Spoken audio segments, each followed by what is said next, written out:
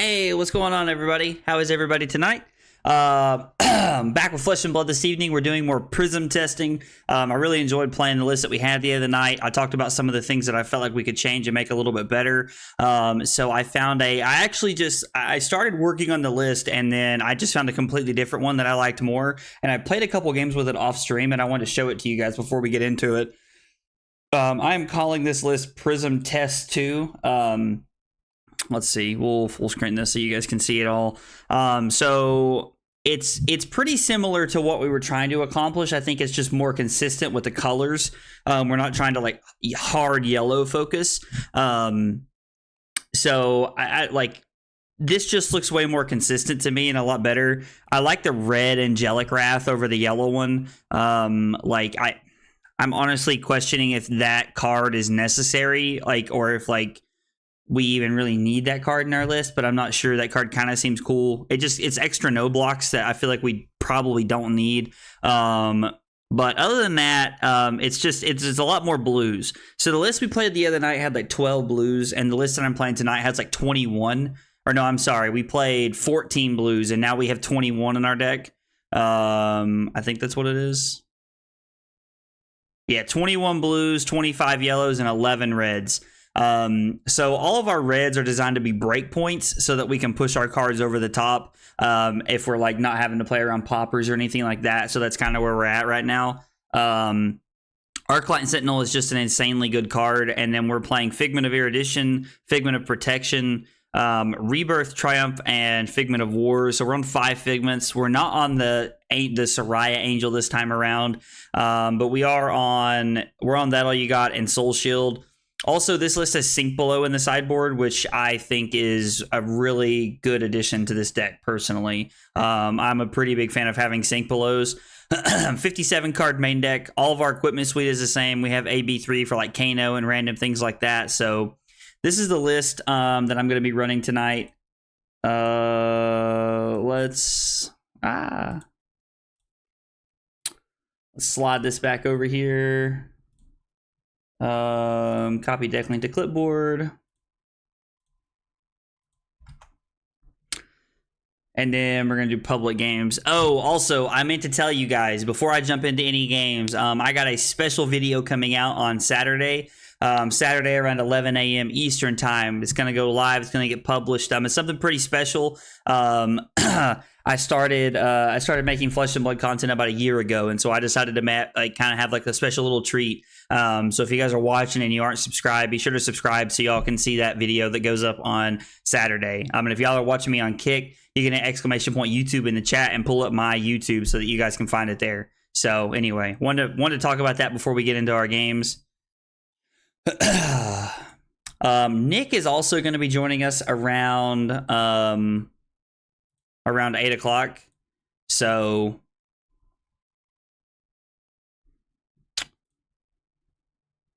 I think this is a good Sink Below matchup. I don't know, like the unmovables are good, but it also depends on what my opponent's playing. Like maybe I'm just supposed to play like That All You Got in Soul Shield here. Maybe we're supposed to bring in unmovables and cut 2 of the... They don't really play poppers, so I don't think we really need Figment of Triumph. And let's see. I think we need to keep Angelic Wrath to push things over the top. Hey, Bosun. Thanks, man. I appreciate that. It's been an exciting year. A year ago when I started playing Flesh and Blood, I did not know how my community was going to react. So it's been a lot of fun. I think let's just run the 61 card special here. We might just run the 61 card special here. I'm honestly not sure. Yeah, see, they're running 69 cards into us, which is crazy. But yeah, no, man, I appreciate that. I have thoroughly enjoyed.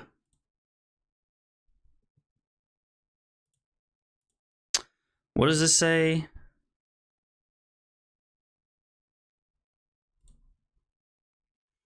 So this is exactly 6. Actually, I think I want to block 2 here.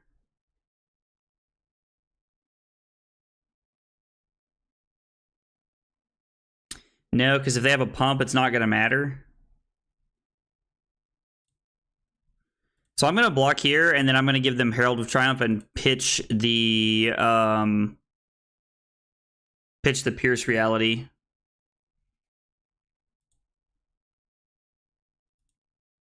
Well, they could blow up my Footsteps here, which is very scary.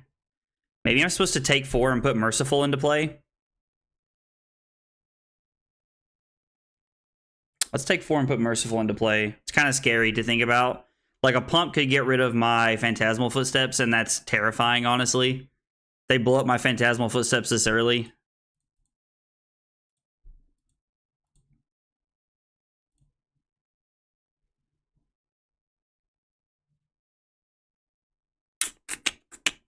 This is not a great turn. I mean, we don't have any cards in our soul to really make this happen. Hey, Bim, what's going on, brother?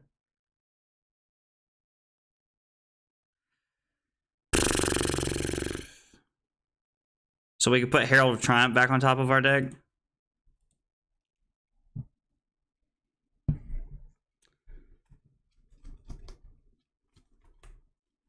Kind of hoping for a better hand than that, like a way to like really like try and like punish our opponent there. We took 7 damage on the opening turn. Now, I could have went for the Phantasmal Footsteps block there and hoped that they didn't have the push over the top.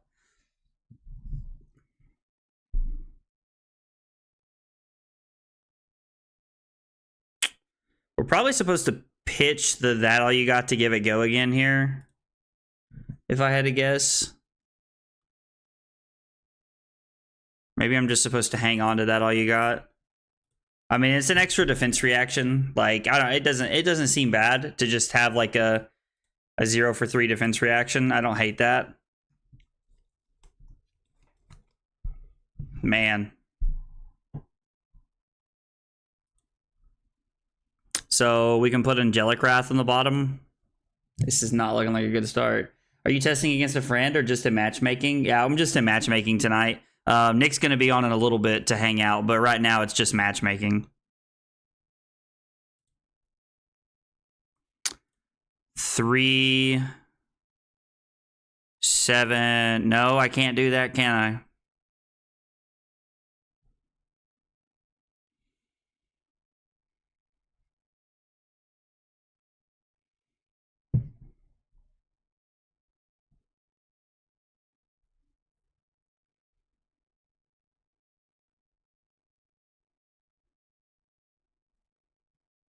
I think I'm forced to take 7 here.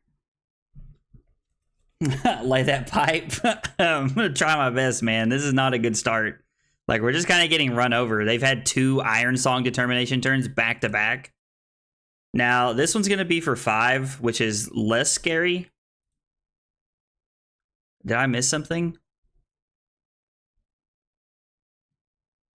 God, and I can't block this out. Like, I could ward to stop this.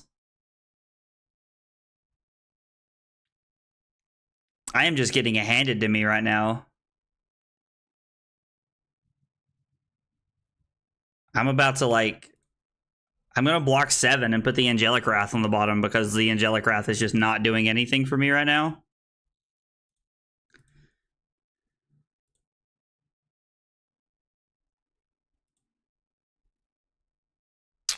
Well...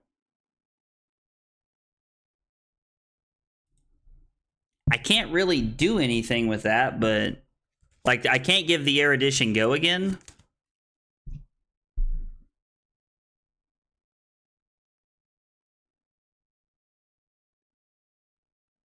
I think I'm just supposed to pass and play the Arclight Sentinel here. I mean, 5 Dominate. They could give me both of their equipment pieces if they wanted to. I don't have a way to give go again, which I'm not a huge fan of.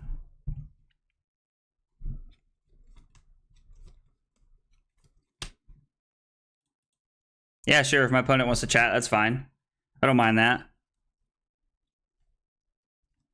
Like, my opponent has had 2 very good turns.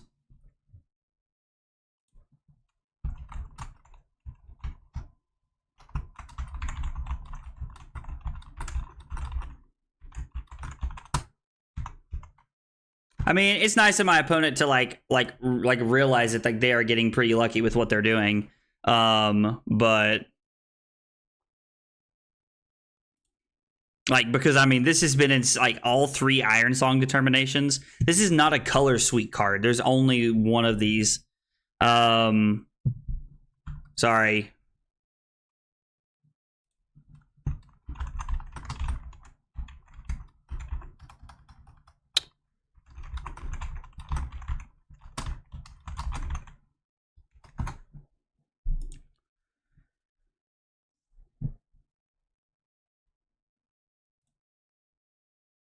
Okay. So when they play this, I'm going to flash in Arclight Sentinel to like save myself some time here. Like now, okay, so they're replaying the Iron Song determination like they would have, which is like, I respect them doing that.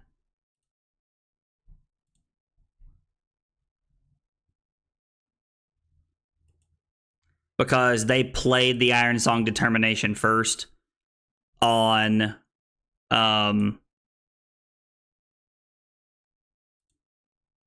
they played the Iron Song determination first when all of that happened, so I can get behind them making that play. That was a pretty respectable thing to do.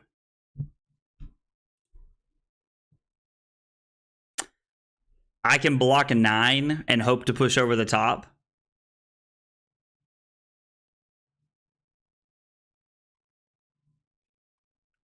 Or I can just block 12 and pass.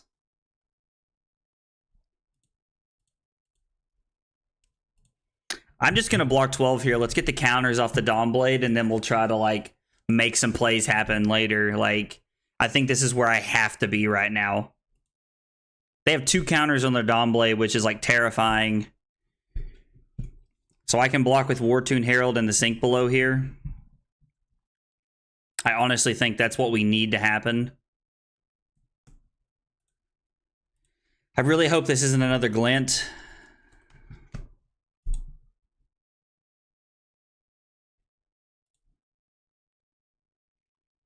I'm going to put the Figment of War to the bottom.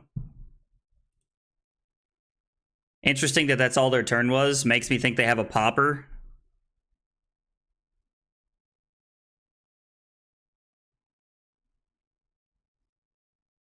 I feel like they have a popper, but I'm gonna...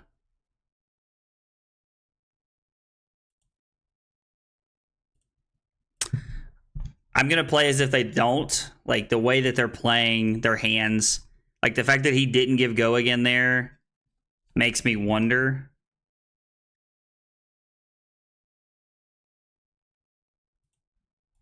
I mean, we would give go again here, even though this screams Sink Below. Yeah, I was like, this screams defense reaction.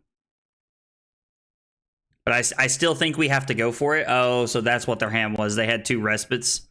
Gotcha. I mean, that's also fair.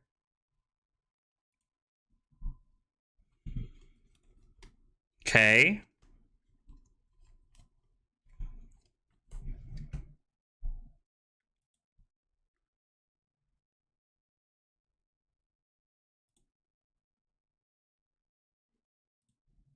Let's block with Herald of Rebirth, I think. I think I want to keep the Ravages in my deck. Okay, so they just passed there, which tells me they probably have another defense reaction. So we're going to come in for 7 this time. I'm hoping that we have stemmed the bleeding just enough to be able to try and claw back into this game here. We have a chance. Like, we're down 22 points, but Prism plays from behind a lot. Like, Prism is one of those heroes that has, like, always very traditionally played from behind. So, like, it doesn't feel that crazy to me that we're, like, behind here. Yeah, I have no reason to give go again here. I just want the Spectral Shield. My opponent's going to play another Oasis Respite, it looks like. Steelblade Shunt? Okay. And now we have the Angelic Wrath. Okay, this is what we wanted.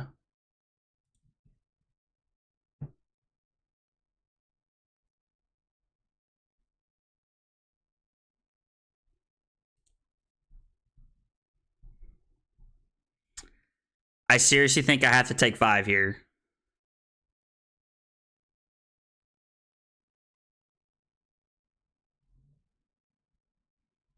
So I take 5, block the next Dawnblade. So I go to 12.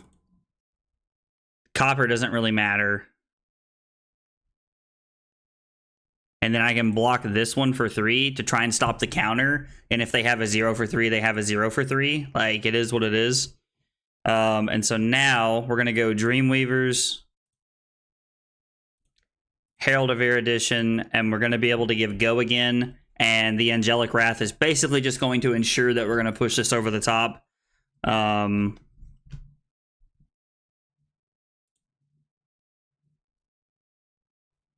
Do I want to use this, or do I just want to pitch it for later? Because it gives me a chance to arsenal this. I think arsenaling the Unmovable is by far a better play right now.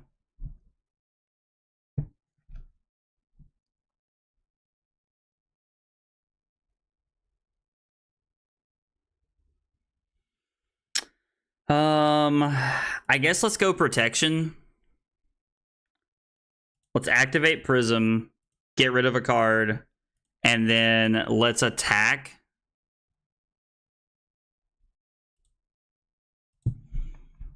Yeah, let's banish a card, and we'll go up to 3 Spectral Shields here. So we basically have 7 more life on the board, which is really good for where we want to be at, like for the long game strategy.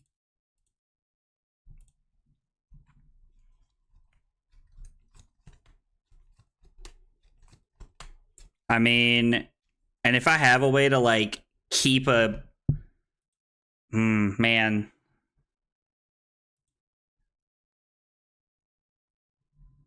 So what? This is going to be for 5.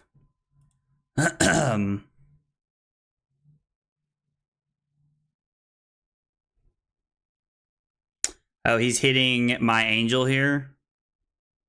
I could flash in Merciful here.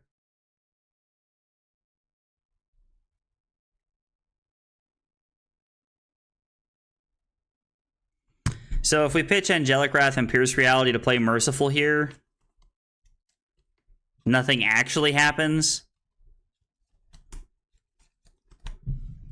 This is a weird hand.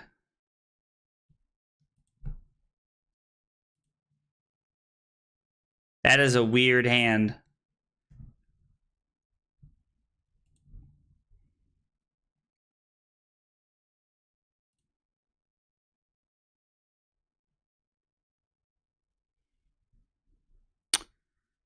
I don't think we're going to block here. I think we're just going to play the Unmovable.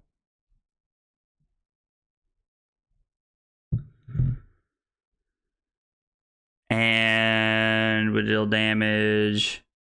Gets +1, and damage that would be dealt this turn can't be prevented.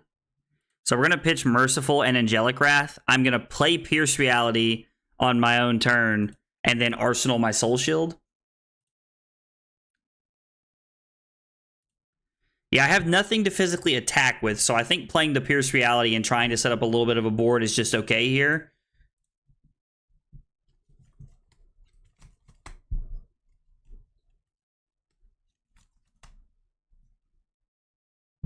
This would be so much better if we had Old School Luminaris. If we had Old School Luminaris, we would be dumpstering our opponent right now. And when I say dumpstering, I mean dumpstering.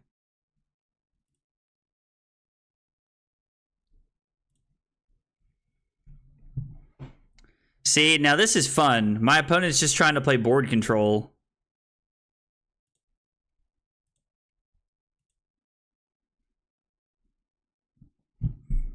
And, like, they just can't. I guess I can flip for free and then attack. And then I'll have an Unmovable and a Soul Shield in my hand. Is this a Steelblade Shunt? Okay. I mean, that's fine. Like, it's rather unfortunate, but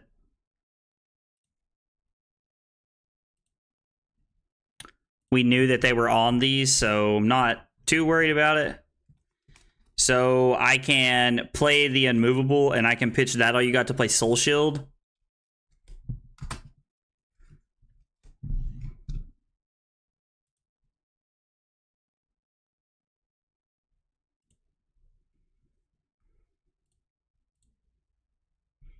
go unmovable for 7. I mean, we have no offense this turn, but...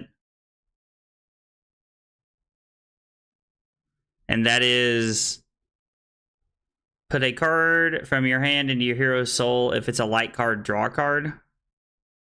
I mean, we can't really make anything happen this turn. Wow, the fact that our soul shields are showing up like this is just very unfortunate. Like...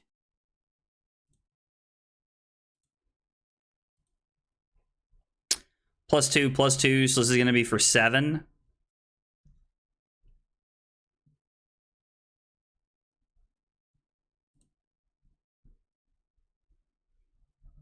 So he can make this for 10 if he needs to.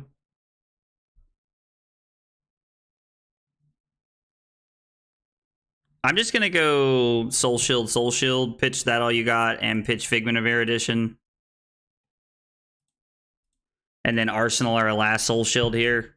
We get to put 2 cards into our arsenal, which is kind of, or not into our arsenal, into our soul here. So we're kind of trying to like set up for a little bit of a longer game. I could go get a... No, I can't go get a Figment. I can flip a Figment here if I wanted to, but I don't have anything to flip, so...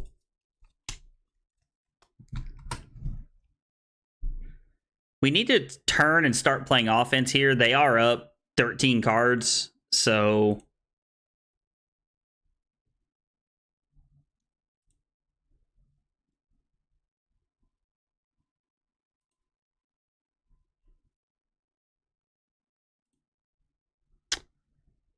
That is not great for me.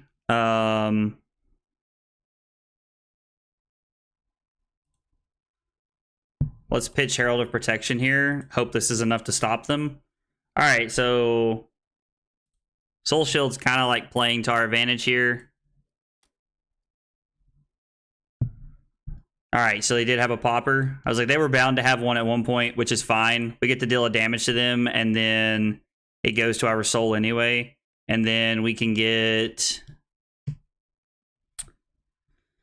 put a yellow card from our graveyard on top of our deck, so we can just start recurring Herald of Eruditions here.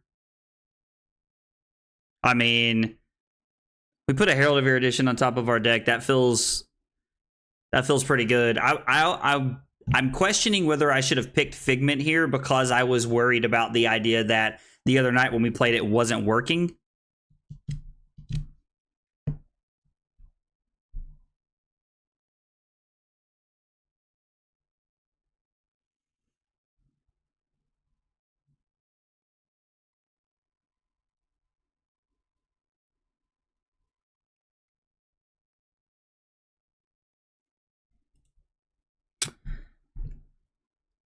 I mean, this feels like a...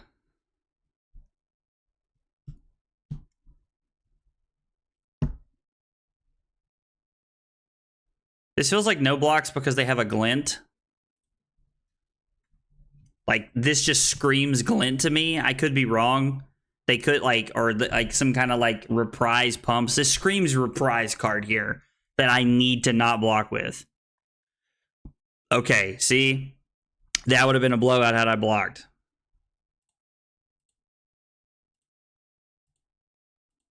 I mean, we took 3 and they took 3. That exchange does favor them the longer the game goes on.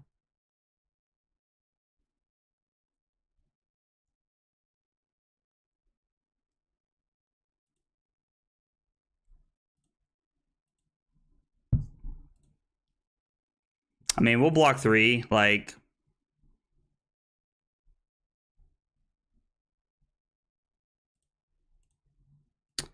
Let's go for Herald of Erudition here. They'd have to have another defense reaction to stop this. And they've pitched an Oasis Respite.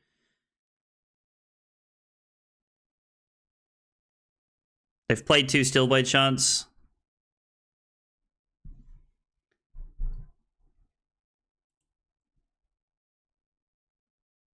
I'm going to go for it. Hope this pans out. It's a risky play, but... Okay, so they're playing Sink Belows too.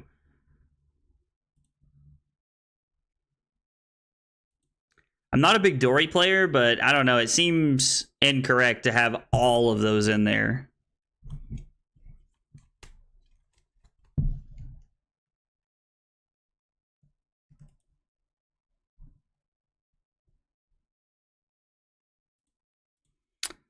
Let's block 6 here. Over under 70.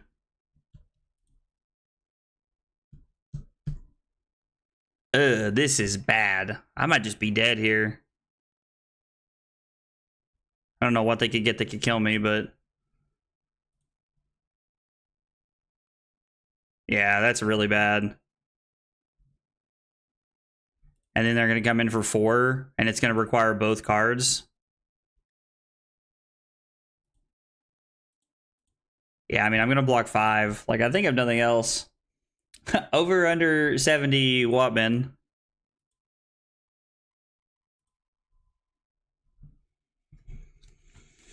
Oh, man. We're running out of stuff quick here. This is my last Pierce reality.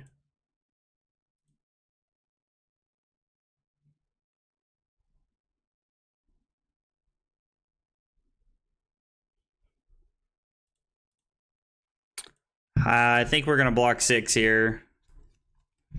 Is that enough to kill us? No. It is not enough to kill us.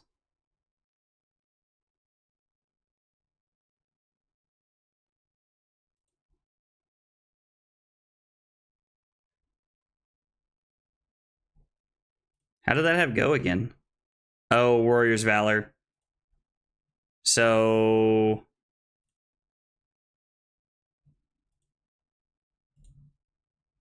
we block what we can here. I guess I could use the Empyrean Rapture here, but I think I'd rather hang on to it.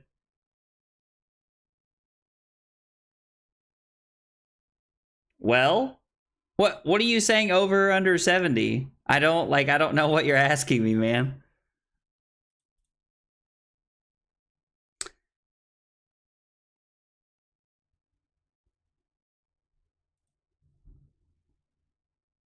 Yeah, I think our opponent just got out ahead of us too much. Like, I'm just throwing all my cards here in hopes of stopping them. And, like, another red overpower basically kills us at any point in time. Like, my opponent had double Iron Song Determination turns to start the game, and one of them had a Steelblade Supremacy attached to it. And I think I just got too far behind this game. We tried to like battle back a little bit, and we had a couple turns where we took tempo, but they're like we just threw a couple hands that like were basically unplayable.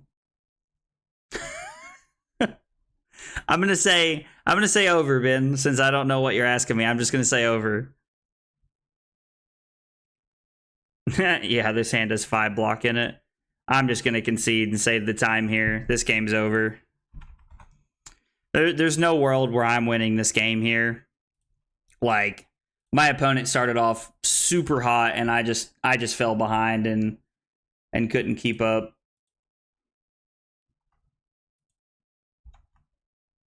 So we'll try it again.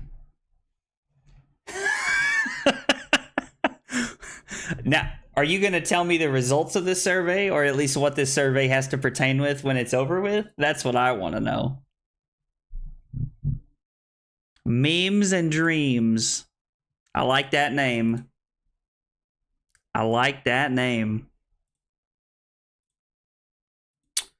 Good luck. Have fun, my friend. Footsteps seems not great here.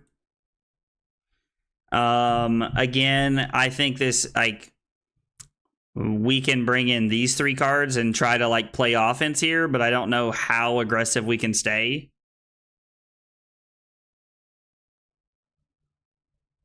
We're going second, so we'll have tempo. Let's try bringing these in, and we'll try to like take our time and set up some 5-card hands here.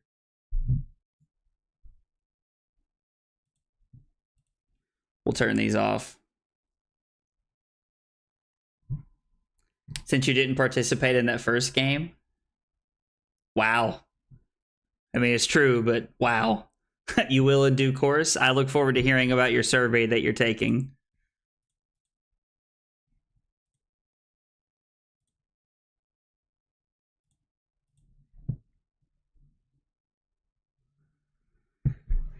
Let's charge my phone.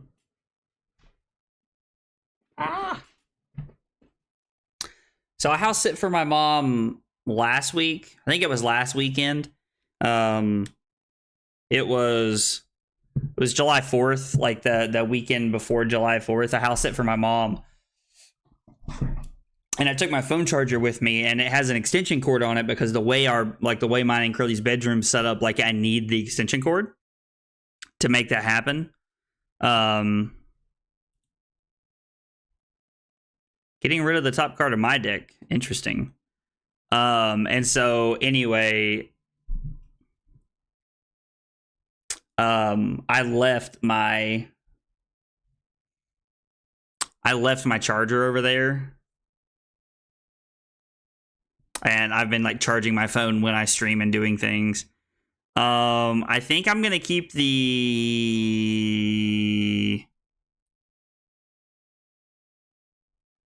Passing Mirage. I think I'm gonna keep the Passing Mirage here in hopes of trying to set up double aura next turn so that I can try to make something happen. And plus the courage token stays on the field until we use it. Currently 100% selection on over 70. Well, I mean, hey, at least I'm participating.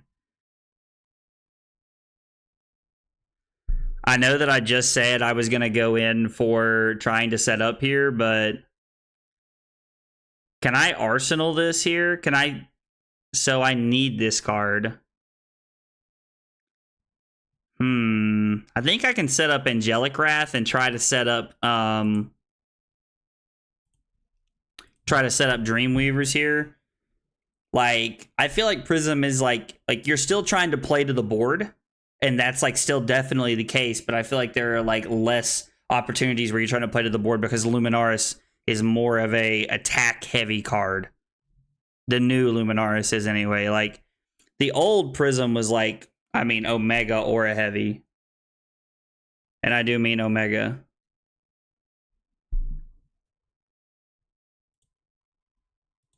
And they say that a hero can save us. So the way that I understand Phantasm is that this gives this -2. So it has 4 attack. Phantasm no longer triggers. My opponent takes 5.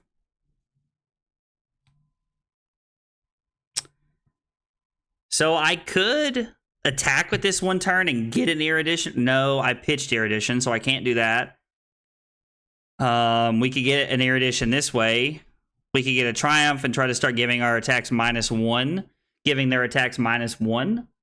We could go for Protection to make Spectral Shields. I think I'll go for Triumph here and see if we can try to like set up and play a little bit more of a grindier game here.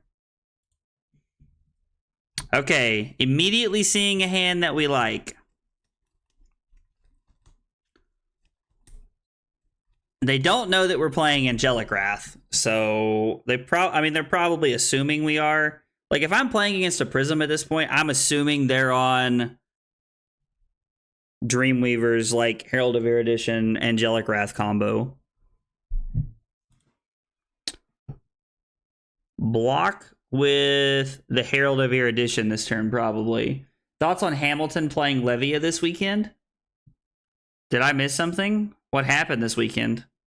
Or are you referring to, like, Cincinnati or whatever, like, this coming weekend, like, a couple days from now? Is that what you're talking about?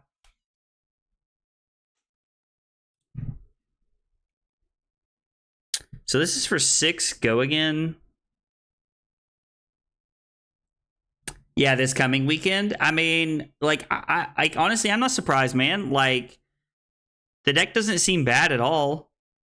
Like, I don't think that Levia is a bad choice right now. I haven't really put any time into Levia because I'm honestly, like, I'm playing the heroes that I think look fun and I think are, like, more fun, like, that I feel like I'll have a better understanding of. And so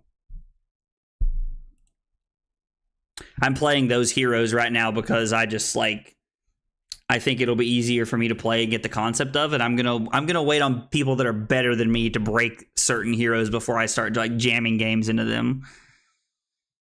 Yeah, I think I'm just taking 6 here. I hate to fall behind so early, but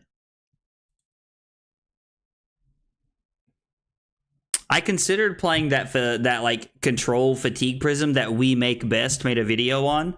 If you guys, by the way, if you guys don't watch We Make Best, you should. They're a great YouTube channel. But if you guys haven't seen their video on the new like fatigue prism, like control-y prism style thing, you guys should check it out. It's really cool. It's a cool video. I was pretty impressed by it.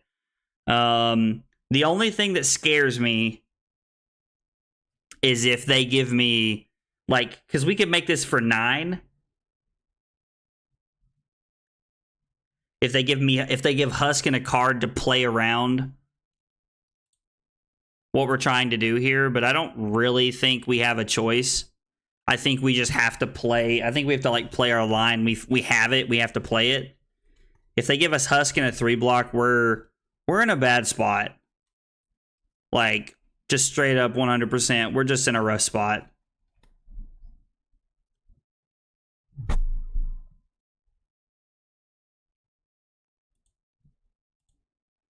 So we're going to give this go again. They're going to intimidate nothing from our hand, and then we're going to play Angelic Wrath.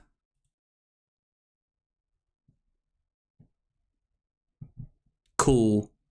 That was exactly what I wanted to happen. Balake is a cool guy. Never talked to Tog or BNet, but I love their videos. Oh, I assume you're talking about the guys on the actual, like, that are on We Make Best. I don't know the guys from We Make Best, but it's cool that, like, you've talked to a few of them, so that's cool, though. I mean,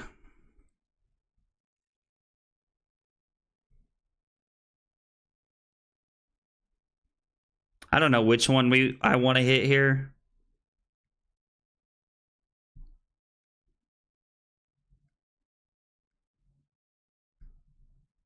Probably Rebirth to start looping cards. We could flip Triumph and start giving their stuff -1. I don't hate that. Or I could just throw the Herald of Triumph for my soul or for my hand for 7. This also doesn't seem like a bad line of play. Takes off their poppers, which I think is kind of fun. Like, it turns off most of their poppers. They have some 7s and stuff randomly, so... Okay, so they're going to give us Husk. All right, cool. So we have Husk out of the way, which means now our Prism plan is, like, way more on board than it was.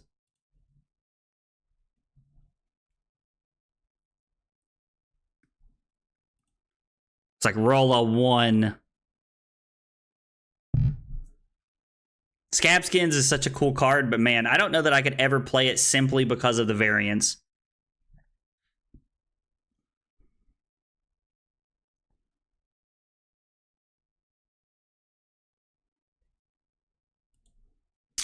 So this is 6 Dominate.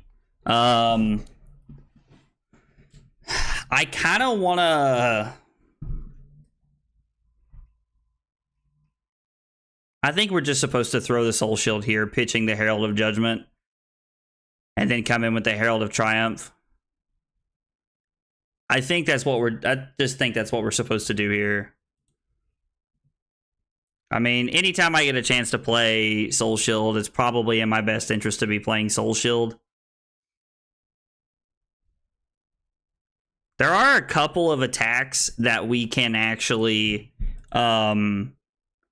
pitch, or that we can actually use footsteps on during the game. Not many of them, but there are some of them that we actually get the ability to...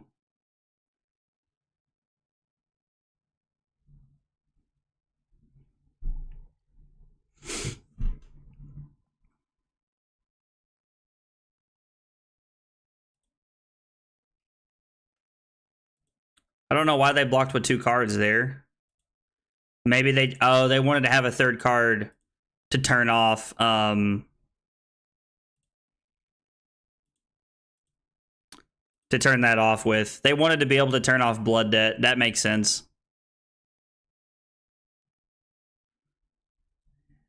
Cost 2 less to play. That's kind of cool. This just tries to allow them to get cards out of my deck, which is kind of fun. I think I'm gonna flip Rebirth here and then put a Herald back on top of my deck. Although I do need the Passing Mirage in play to be able to do that. To make that worthwhile. I think we'll just play Passing Mirage and then we'll just Arsenal.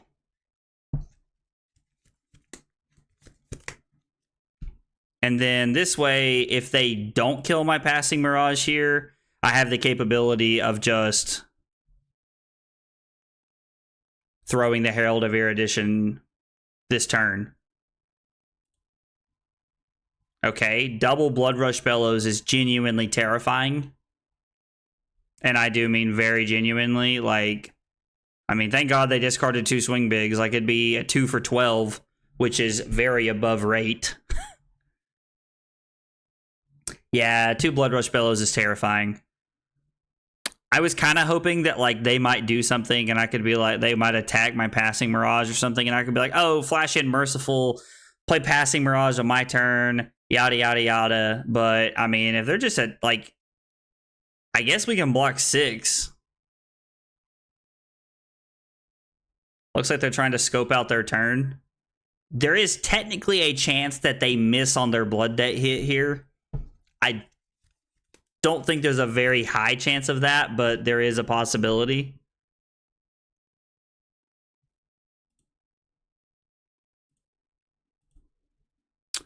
This is for 8 go again, which is, like, insane.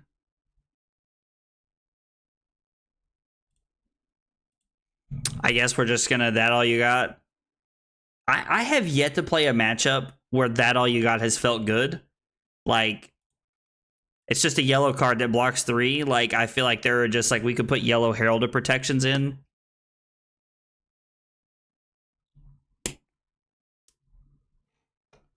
There have been very few cases where I've actually thought that card was, like, good enough to do anything. I mean, so, like, I can... Yeah, I mean, this is crazy. Like, block 3 here. Because I don't really see there being... Because I can play the Erudition, but it doesn't matter. I can't give it go again, so it doesn't matter. I think only taking 8 is better than taking 1 billion. So, I mean, play Passing Mirage and pass. Like, and now we've set up double Passing Mirage.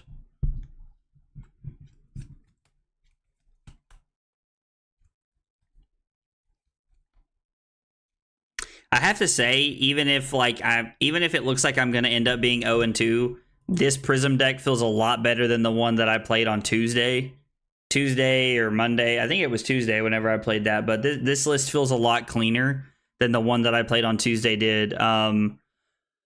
Again, like, not a shot at my buddy Blake or anything, but, like, God, a Soul Shield, seriously? Like, he just, like, I don't know, like, it just felt like we were playing all these yellows, and it just kind of felt like a trap, if you want the God's honest truth.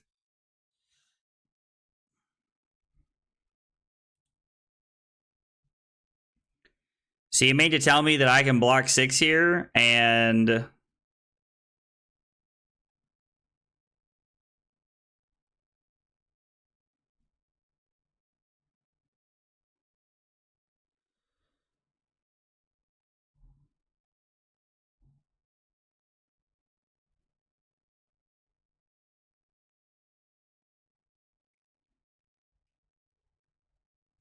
I can put Herald of Erudition back on top of my deck. So if I block Rebirth, my opponent's going to take 9 and go to 22. So if I block 6, I can block Rebirth. I can block...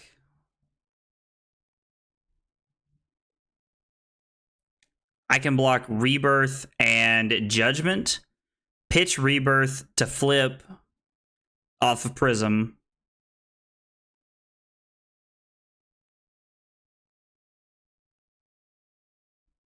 Taking 3 is bad, although I could take 3 and have a pretty sweet turn here. I don't think taking 3 is correct. So if I block with Herald of Rebirth, right, I can go pitch Herald of Rebirth to play War Tune Herald for 7, no Phantasm, give it go again. If it hits, probably won't. It goes to my soul, I get a thing, I flip for free, I pitch this to attack. You know what? I'm going to live on the edge. I don't, like, we're not in a winning position, so, like, playing conservatively and, like, trying to play the safe game is probably not going to win us the game. The fact is, I'm probably going to need my opponent to miss mate probably one more time on their blood debt for it to matter for me. So, taking a big turn here is pretty relevant for us. 7, no Phantasm. I love saying no Phantasm. Like, I'm hoping that my opponent has given me just enough auras for us to crawl back into this game. Now, they still have Levia redeemed, so I doubt it. But it is a possibility of things that could happen. They also only have 9 blood debt cards, and that's what it takes to flip Levia, right?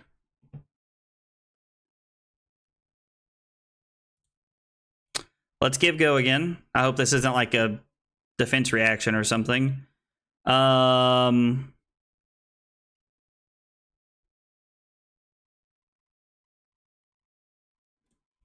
I guess we'll go get that, make a Spectral Shield, which is dope. Activate Prism for free, get rid of a card. We're going to flip Figment of Rebirth. We're going to attack with Rebirth. Yes, we're going to banish a card. We're going to put Herald of Erudition on top of our deck. And so now we're in this spot where, like, they're forced to kill our Angel, or we're just going to start cycling Herald of Eruditions here.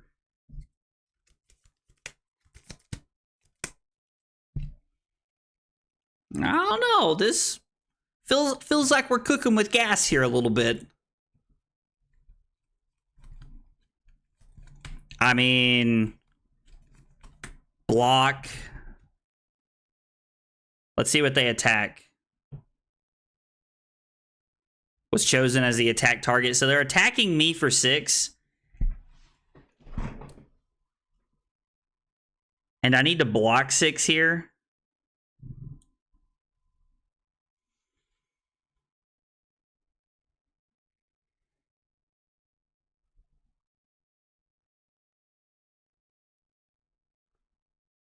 Block protection, erudition.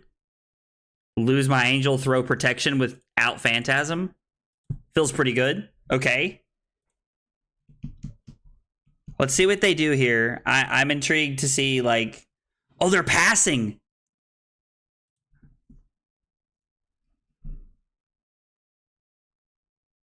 So I could put a card back on top if I wanted? Or I could throw 7 no Phantasm. On hit, make a Spectral Shield. I think 7 on hit, no Phantasm is better here. Whew, man. I'm telling you, I feel like Jim Carrey in Dumb and Dumber. You're telling me there's a chance. It's exactly how I feel right now. We win this game? Man, that would be wild. I mean, I'm not gonna like do anything, but it would be cool if we did. It would just be fun if we won. Nothing crazy. Nothing crazy. Oh, we try your addition! Ah! Natty, off the top! Oh, God, you love to see it. You love to see it.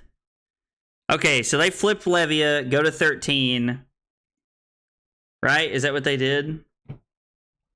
I don't really understand how Levia works, if you want the God's honest truth. But we can erudition with go again here.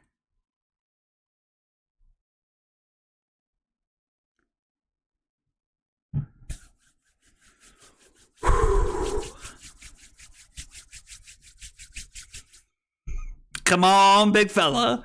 We drew it natty. I can't believe we just drew Erudition. We didn't even use our Angel to put it back on top. Shoo! I mean, I guess to be fair, there was 2 we could draw, but still. We built this city on rock and roll.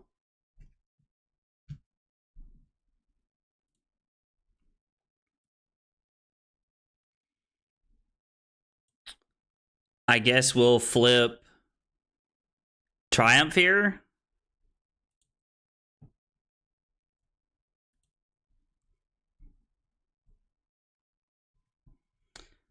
So we'll flip Triumph here.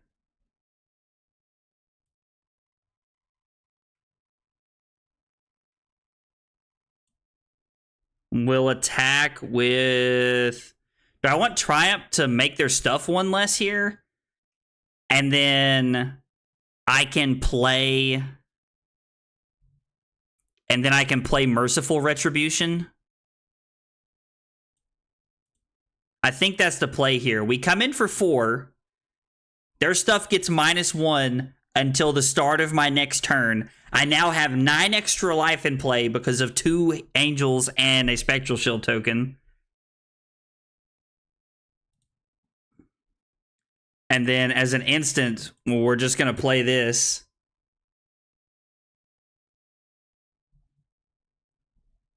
And we're going to Arsenal our 2 for 7 here. What? Wait, what? I don't know, but I ain't complaining. I'm confused. Was it because my Herald left the combat chain? Is that what happened?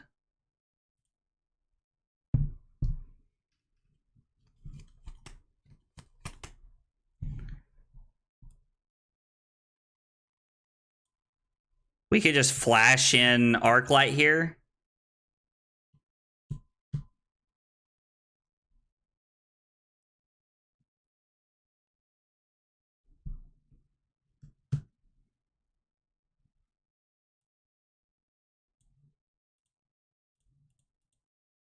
I honestly think that flashing in Arclight is my best play here because my opponent takes an arcane damage and we're adding to our soul.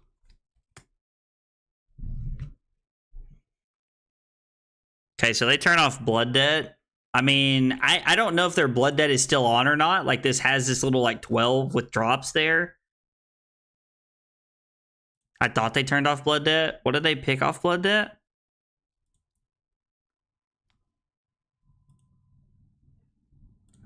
Put your tattoo! I'm not gonna lie. I think I'm having a little bit too much fun right now, if you want the truth.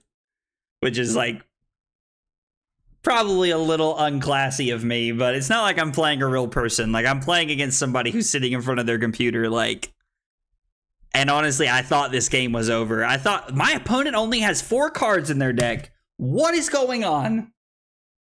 This game has been wild from start to finish. Bless you. Bless you again. Carly sneezed, for everybody wondering, in case you guys couldn't hear that. Or there's an imposter in our house. The turn where I blocked 9, or like blocked 8 or whatever, blocked 6 or something, played Passing Mirage, Arsenal to Passing Mirage as like seriously is about to put us in a winning spot here. Well, that sucks.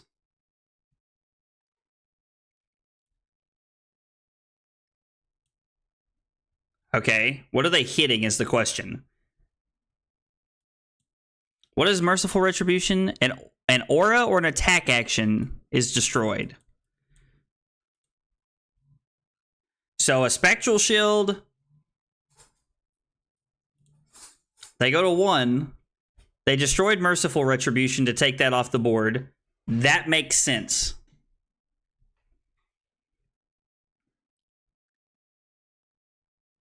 Are they Levia redeemed right now, or are they this? Or do you transform Levia redeemed into this? When Blood Debt reduces your life total to 13, transform this. Once each turn, you may play a card with Blood Debt from your Banish Zone. Whenever a card is put into your Banish Zone, turn it face down. If you would lose life from Blood Debt instead, banish the top card of your deck. Oh, okay, so...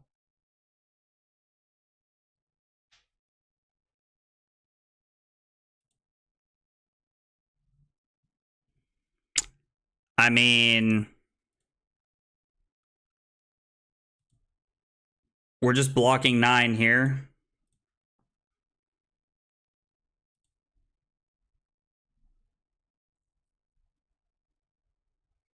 And if I'm able to keep my last card to throw my Herald, it'll be for 7, no Phantasm, which means they're forced to give me 3 cards.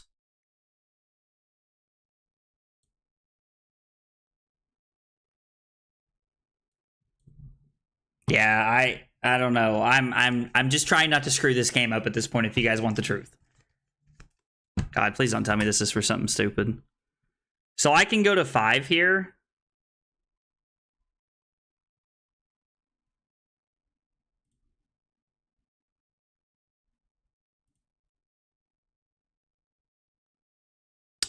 I guess let's see.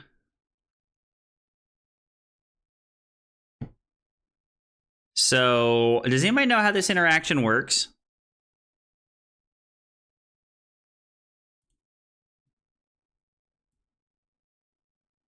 Okay, so I lost both of my angels there.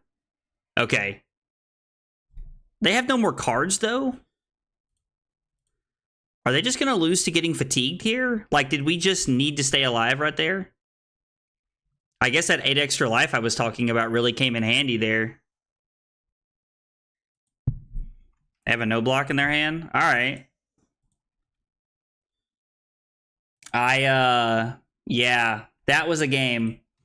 That was the coolest game I've got to play on Prism by far. That was, like, by far the coolest game I've got to play with Prism. That was fun. I honestly, so, like, it might have, I kind of think it was my opponent, like, letting me have those cards. Like, letting me have the passing mirages and stuff like that, but I'm not sure. I'm not sure what actually won us that game right there. I don't know, but that was fun.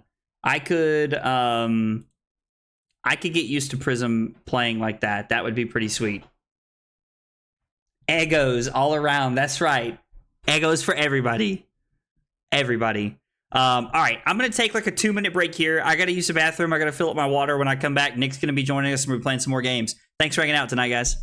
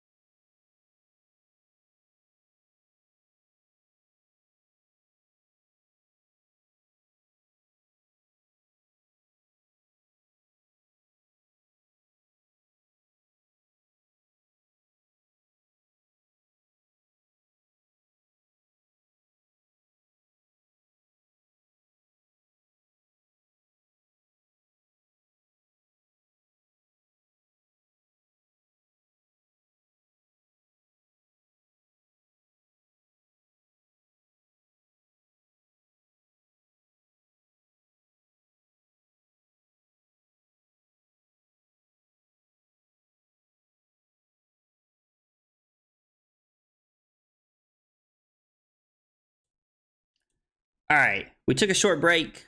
Went and used the bathroom, and now we got Nick playing with us. Say hi, Nick. What's up, guys? All right, got a private game going. Let's find our table chat.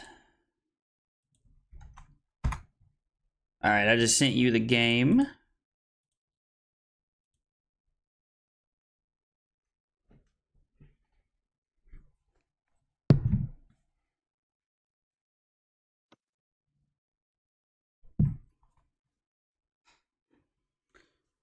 Oh, what are you playing tonight, brother?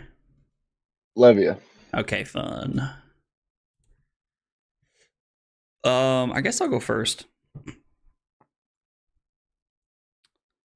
I can't remember what I put in. I think I just put in these, which I don't know if that's correct or not. We'll see how it works again, because that's what I did just a minute ago, and I'm not sure if that's correct or not. I also wonder if I'm just supposed to bring in sync blows.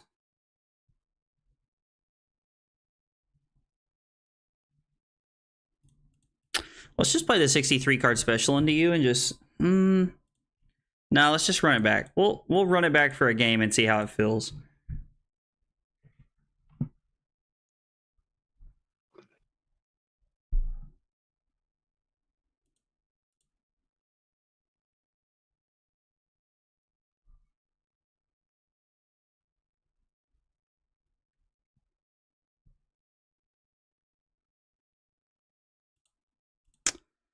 All right, let's come in for 6. 6 with Phantasm. On hit, you can't play cards from your banished zone. I think it's until the start of my next turn. Until the end of their next turn. All right, so basically the same thing.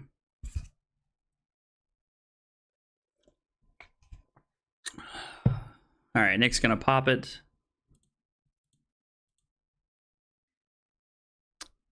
Yep.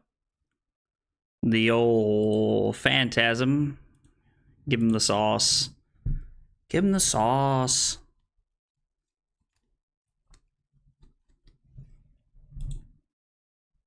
Uh-oh. That's scary. Scary thought. What's up, Shark? Appreciate it, brother. You playing Fortnite tonight, man?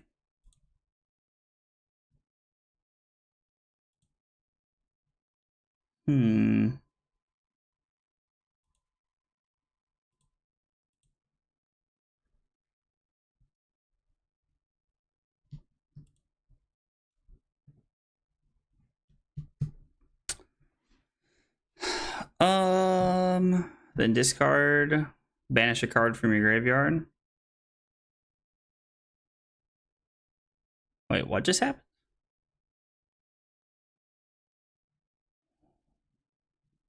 Oh, banish a card from a graveyard, not from your graveyard. That's neat. Yeah.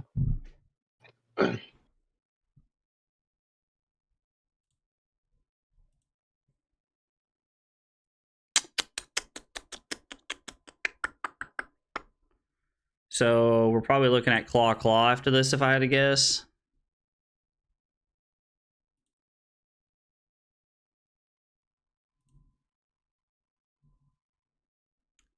That's for, I was like, that's for 0. What does this card say? Has been put into your banish. Oh, gotcha. Okay. So this is going to be for 6.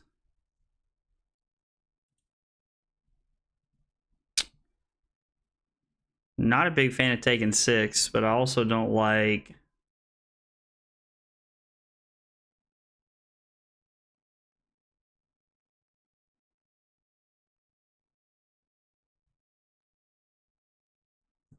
So... I guess we're just going to have to take a... kind of an undeveloped turn here, I guess. Like, this turn isn't great, and I don't feel comfortable throwing our card in our arsenal yet. It's something we're going to hang on to. We're going to try and hang on and, like, try to combo this out a little bit. Play a little bit of setup here. Okay, so Nick gives us 2 cards. fueling his graveyard shenanigans. Weevil shenanigans. Hardly even shenanigans, really. Gotta love Super Troopers. Movie's hilarious.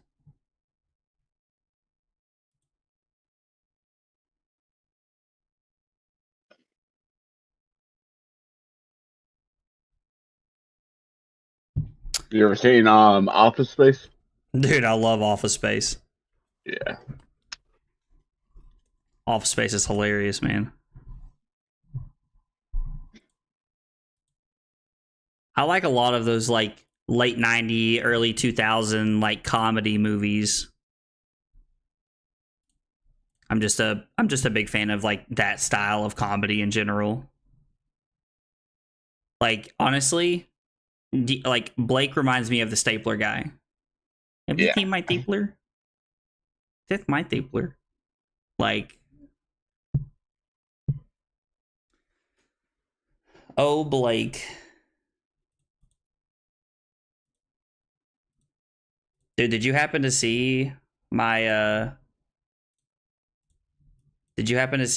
my last game that I played? The one that I played against Levia last round? Yeah. It was pretty crazy. Dude, that was like such a wild game. I feel like my opponent just let me like set up so much. Ooh, defensive Art of War. Interesting.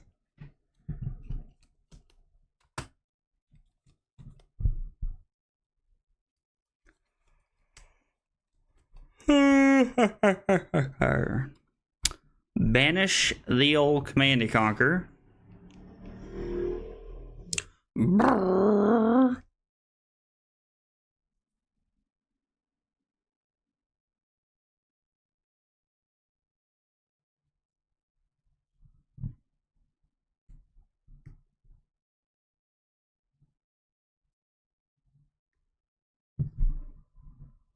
A tough spot.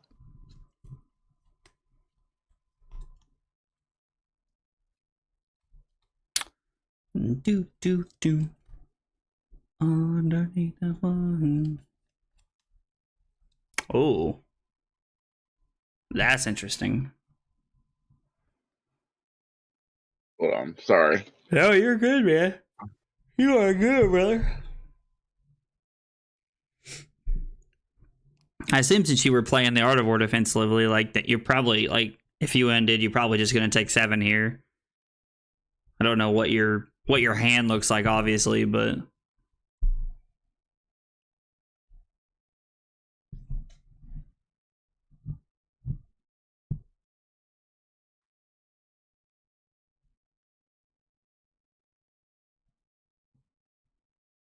Yeah, that's right.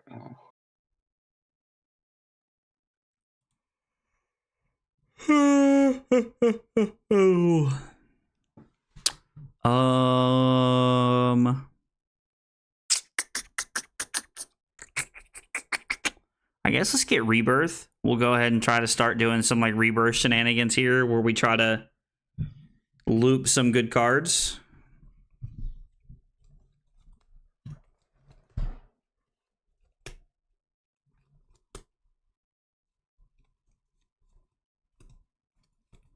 Trying to figure out what to do. No, you're good, man. Take your time.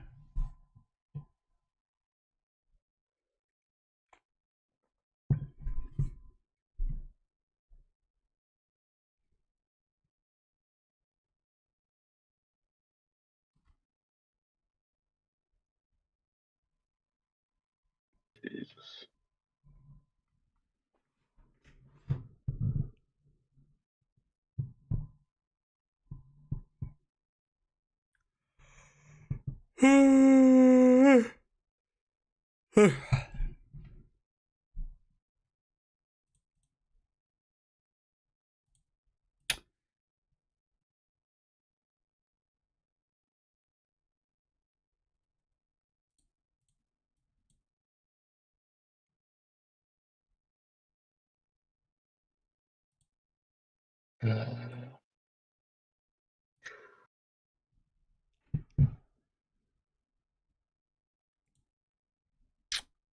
Interesting. You're testing.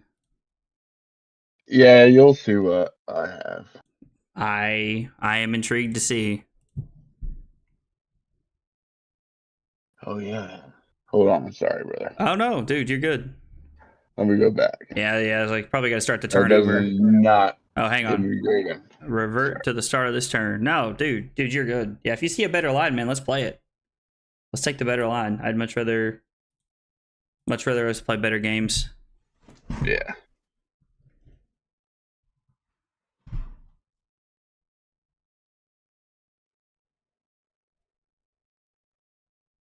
This is what I do.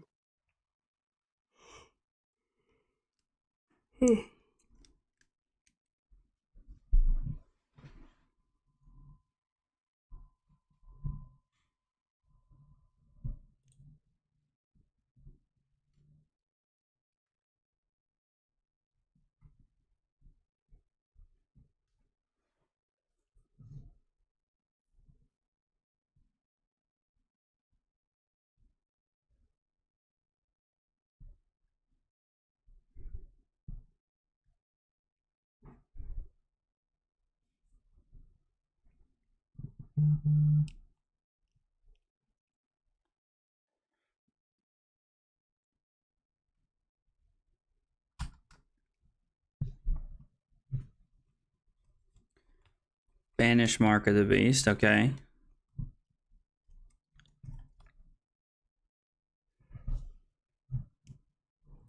Okay.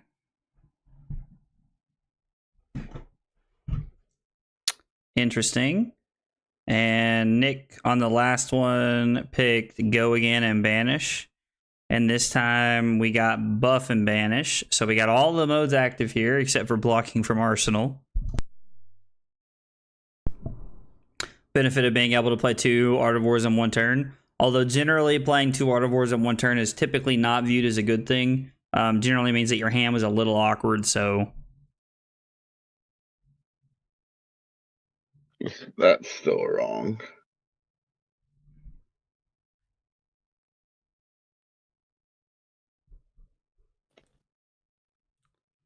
None of it worked out. No. Yeah.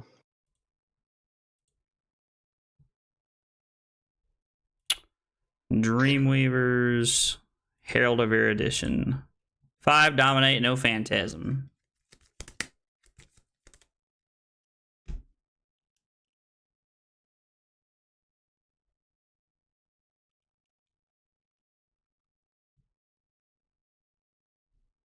Let's play Angelic Wrath. Push it over the top. Draw Pierce and Figment of Protection. Wait, did I need to give that Go again? Sorry. You're good. I was like, something feels wrong about this. There it is. There we go. So give it Go again. Now we do this. Now this is what we're looking for. So now we're going to get a... we can flip that for free. We can flip that. We have a Rebirth right now.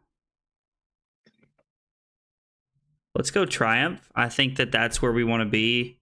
I can play the Pierce and pass here. Or we can flip, attack, and then Arsenal the Pierce. I think that's a better line of play. So let's flip. There's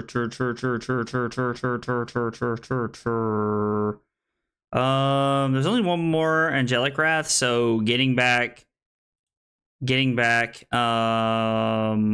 Erudition isn't great. Let's go Triumph here, and we'll attack.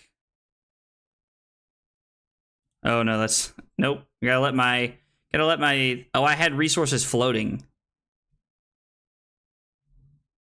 No Go again. Yeah, no, there's no way for me to give Go again here.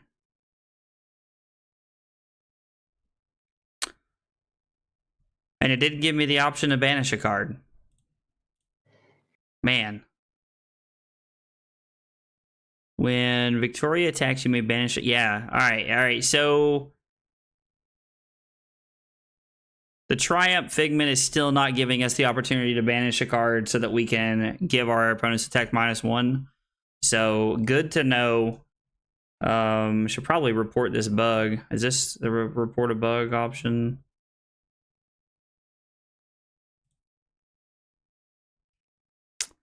To describe what happened, please report on the Discord server with the game number for reference. I mean,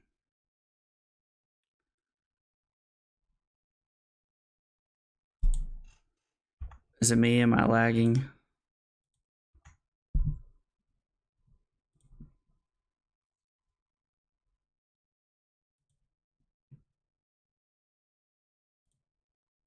Well, Arsenal or Pierce Reality here.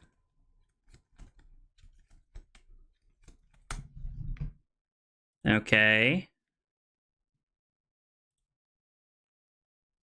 Blood Rush Bellows looking pretty good.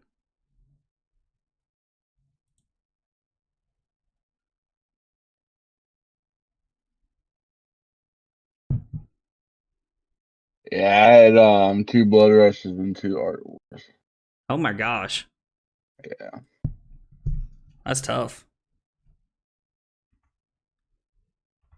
Okay.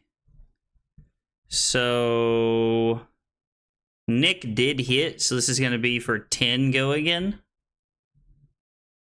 Jesus.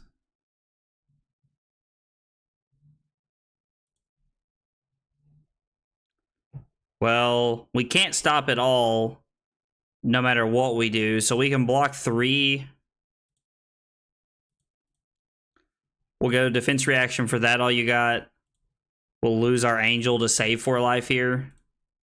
Stay at 26. And then, I mean,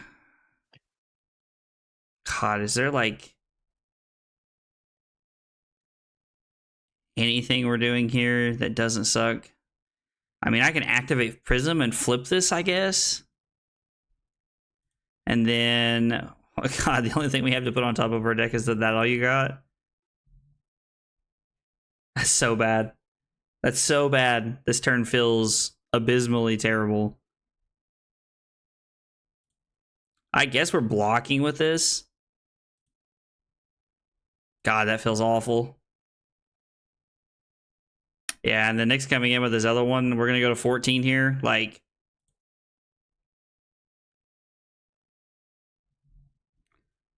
just nothing we can do.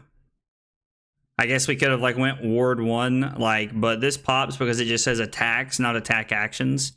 So we would have lost our Phantasmal Footsteps had we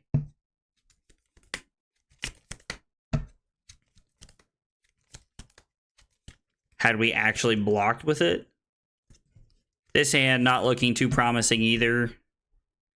Like, probably going to try to hang on to this and arsenal it just because it's like basically like a non-popper. I mean, I guess it's like anti-poppers, I guess is like the word that I'm looking, like the term that I'm looking for there. Anti-poppers is better than it.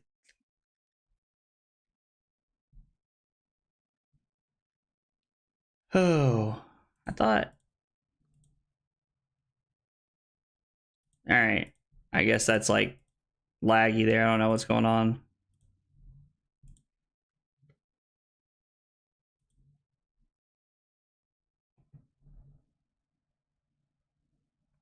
Like, arsenaling this card was not what I would call good at all. So Nick does not turn off Blood Debt here. I mean, I could block 6, take 2, and then play this. Like,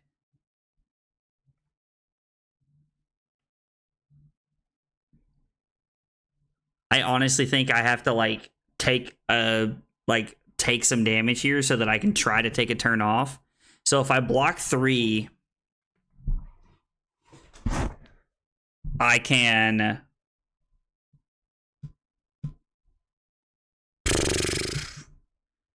play this. I guess I can block 3 and play this and then arsenal this to try and save a life here. Yeah, that's our option. Man, that's a tough scene, as they say. Who's they, you might ask? It's me. I'm they. Now we can arsenal a card that's actually playable. Yeah, that arsenaling that last card was just stupid on my part. Was not a arsenaling that Figment was not a good play.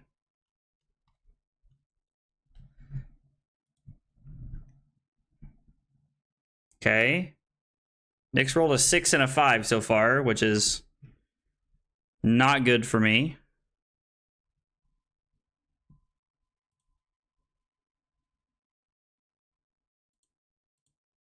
Yeah, I mean, we're going to block 5 because that's all we can do.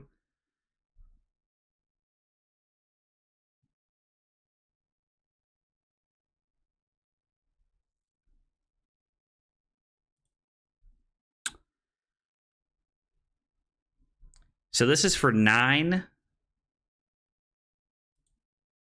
This is for 10. Oh, Howl from Beyond's +3. So, I mean, even if I block Footsteps and Ward 1 here, I literally can't block it all. Like, so I die either way. Yeah, that was tough. Good game, man. Good game. Let's run that back. Although I kind of think that game and that turn just kind of like showed me why the way that I sideboarded is incorrect, if I'm being honest. That's kind of like what it makes me think. So let's play Figment of Protection and then play Pierce Reality. We get to it's kind of a double aura turn, so it's something. We're setting up a little bit here. Something tells me that in this matchup, we don't want to bring in the attack reducing cards. We just want to bring in like Sink Belows and Fates and try to be on that side of the board. Jesus. A 6, a 5, and a 6. Oh, there was a 2 in there somewhere. You rolled a 2 at some point, didn't you?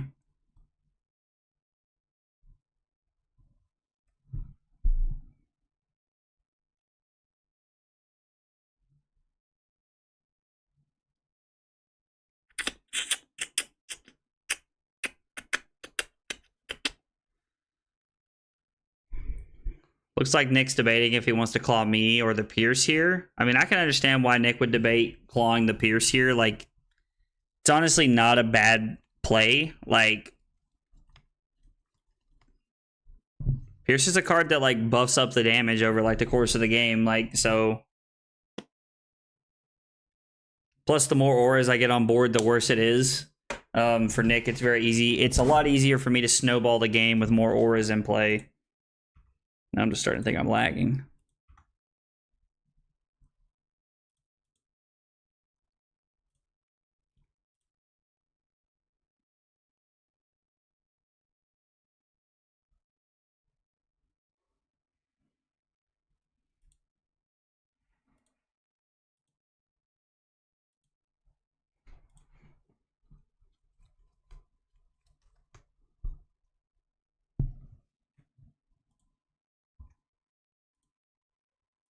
Nick, you there, brother?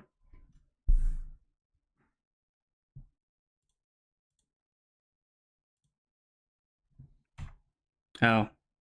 Nick, you there? Yeah, I think you're muted, bro. I deafened myself on accident. Oh, you're good. I think I backed out all the way. To the home screen? Yeah. Okay, I'll start another game then. I didn't know what was going on. Yeah, no, that was just me being a twit.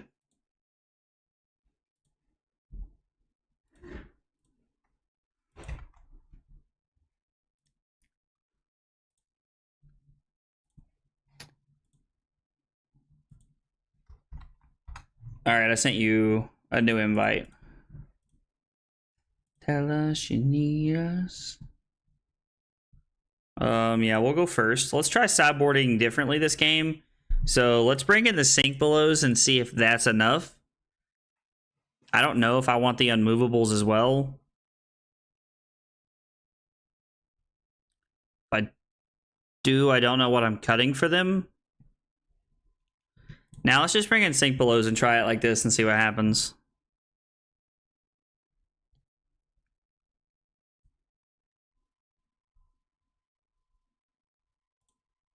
So let's play Pierce Reality.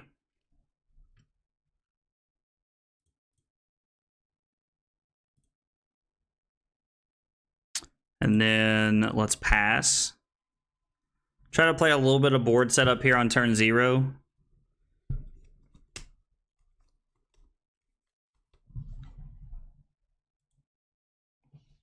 Jeez.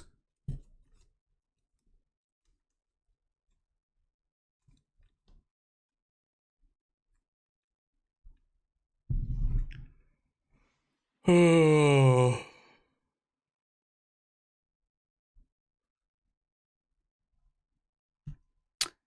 So it looks like my turn is going to be block 6 and throw Herald of Triumph for 8, unless Nick decides to attack my Pierce Reality, and then we're going to throw Herald of Triumph for 6.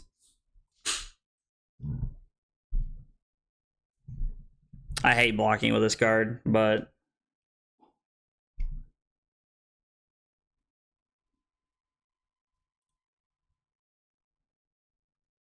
what do we do? Gains go again and banish?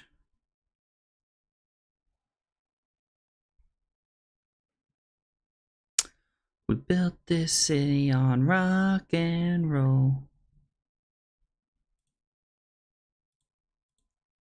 Yep, so let's block 6 here.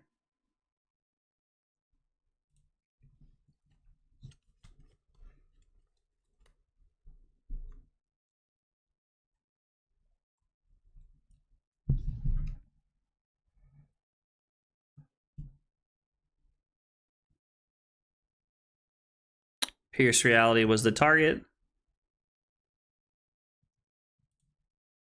So we lose our Pierce Reality. And Nick passes. Alrighty, our turn is going to be attack for 6, where Nick's poppers have cards have -1 while defending Herald of Triumph. Good lord.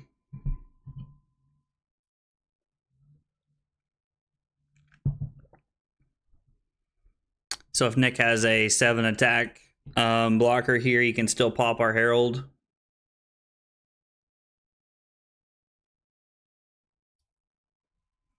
And he does.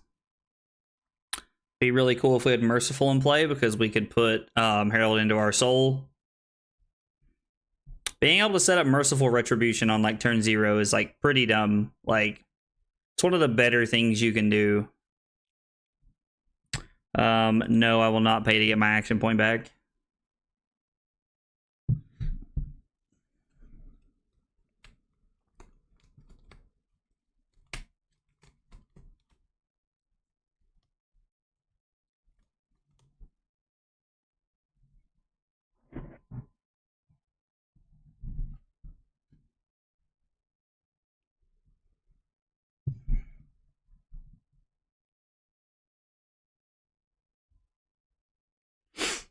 If a card with 6 or more is discarded this way, search your deck for a card with Blood Debt and banish it.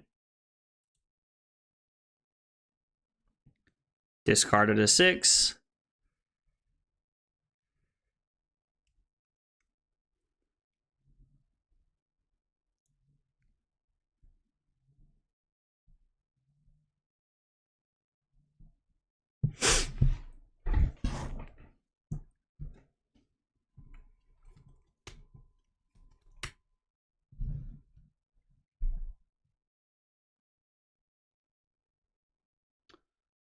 Well, it said search your card for your deck for a card with Blood Debt. Oh, it does. Interesting. So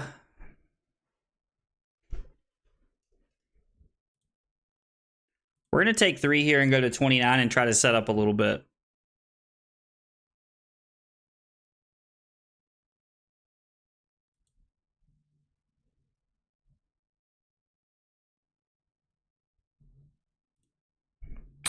So on my turn, going to play Arclight Sentinel. And then I'm going to pass to Nick, and we're going to hope that Nick does not roll another friggin' 6. Although statistically his chances of rolling a 6 are just as high as they were.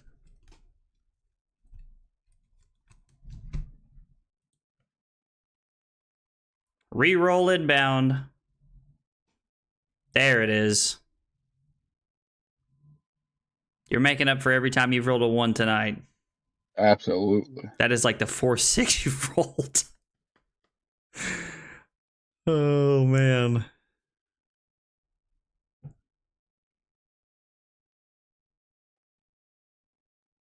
All right.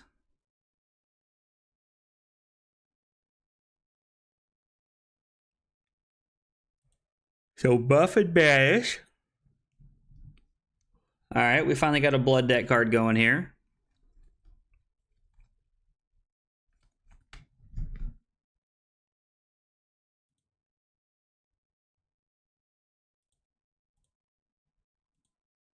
We're gonna flash in Merciful Retribution so that I can get an Arcane in off of the Arclight Sentinel. We get to put it into our soul and we get to deal damage to Nick this way.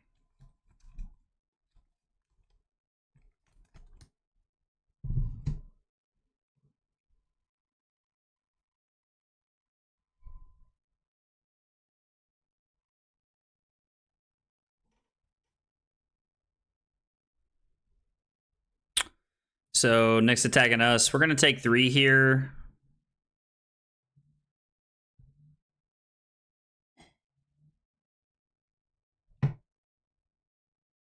Yeah, we'll take 3. I don't see a reason to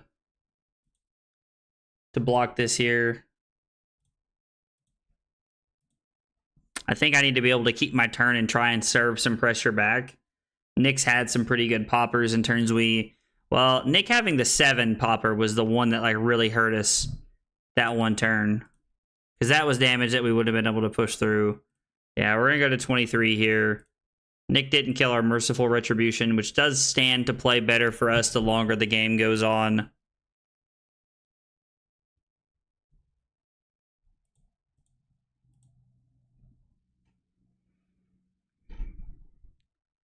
Need us, 'cause we're no shit for fools. Working for America, making all the rules.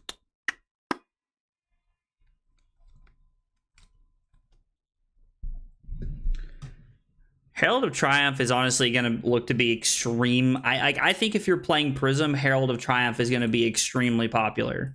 Like, I can't imagine a world where it's not going to be, like, almost in every Prism deck. Just because poppers are so common. Like, it feels like when I started playing and you had to play against Prism, you had to, like, scrape poppers together if you weren't playing Oldhim or Bravo. And even then, if you were playing Oldhim and Bravo and they drew, when Prism drew the aura half of of their deck, it was over. They just put 2 auras into play and they crushed it. Like, they just destroyed you.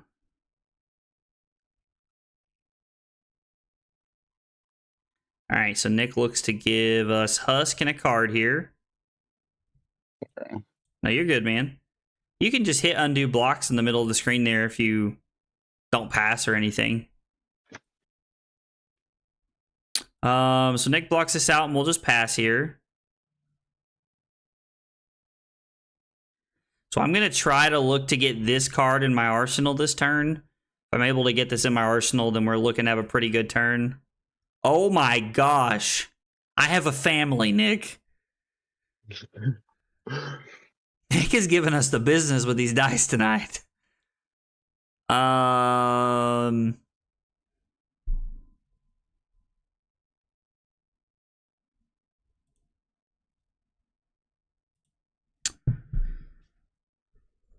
We're going to block 6 here. Nick has turned off his blood debt.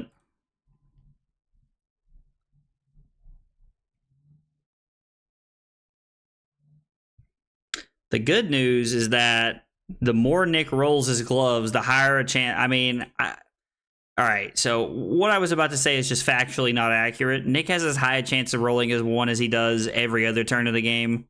The more I guess the more he does it, there's more there's more chances of it happening. Not that it becomes, not that there's a higher chance of him doing it anytime he does it.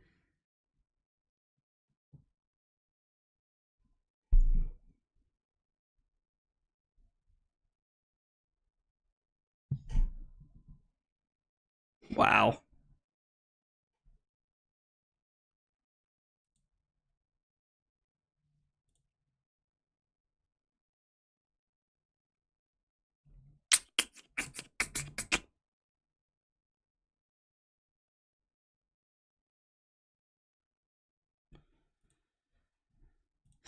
Yeah, I mean, I think I need to... Oh, sorry, I didn't need to hit undo. That was a mistake on my part, my bad. No, you're good. Yeah, I need to do this here because there aren't many opportunities that I actually get.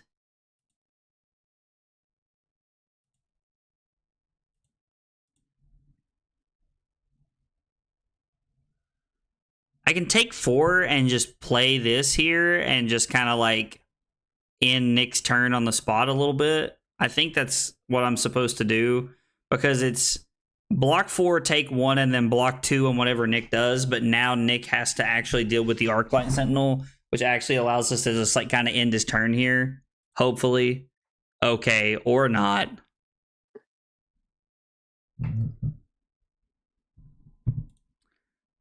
So we deal the damage to Nick. Now we're out cards. And Command and Conquer gets rid of the card that we have been trying to set up most of the game. I have not been able to get on the front foot one time. I've just been behind every single game. And there's not even like been hands that allow me to like... I feel like there hasn't really been hands that allow me to like block and then play a 0-cost aura and try to set up a little bit of a board presence. I just feel like I'm falling behind so fast every game.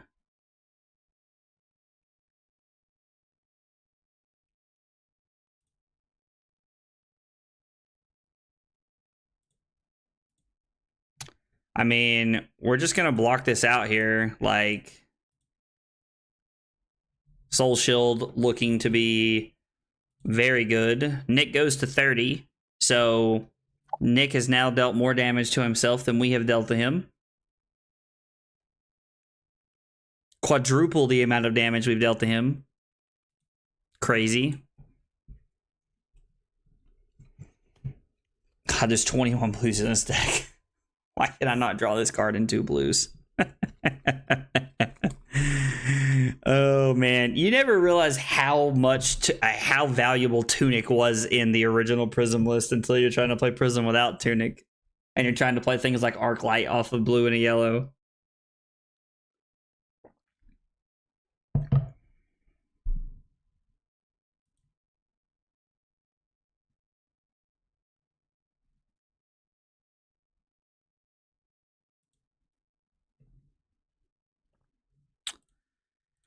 Let's play our Soul Shield.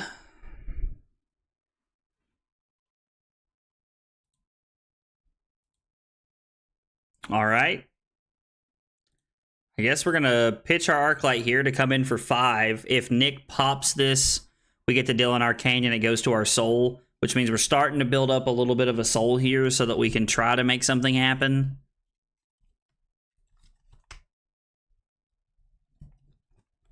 If Nick takes any amount of damage here, we make a Spectral Shield token, which also plays into our Merciful Retribution plan.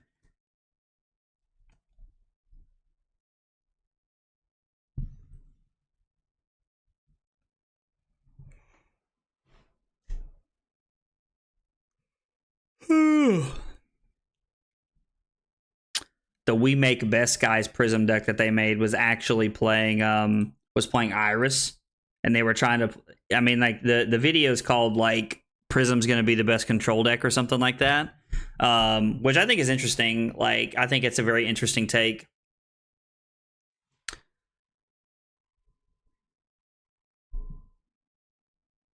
Cards like Arc-like Sentinel are like insanely good against like Lexi and things like that. I guess let's get protection. We'll make a second spectral shield and try to play this one a little close to the chest. Now there's two of those in the same hand, which is like you never want to see that.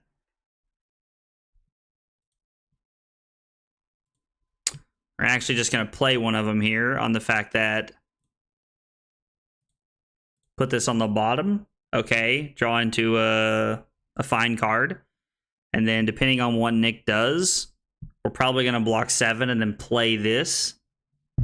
But we might need to pitch that card to play our Soul Shield. I hope that's not the case, but... Okay, so this is actually really clean for us. This works out very well.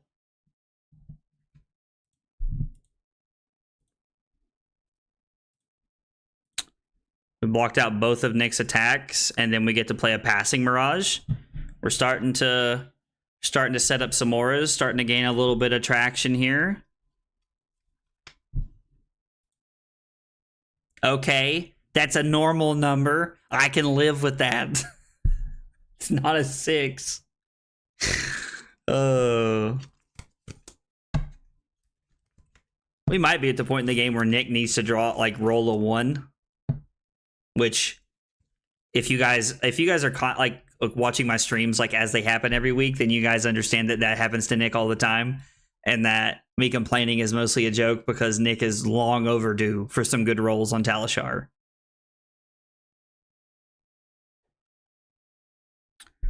Okay.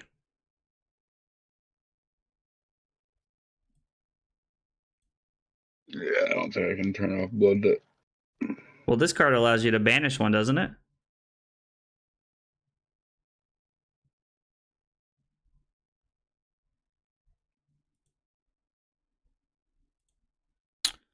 Okay, so we deal a damage to Nick, and then he's going to take 11. Actually, am I supposed to flash that in? I don't think so. As much as I might like to. Don't tell us you need us. Ah.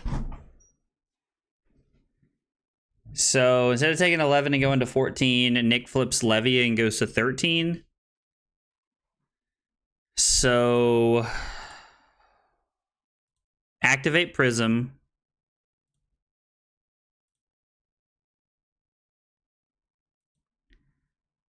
Attack, make 2 spectral shields. So now we have 4 spectral shields.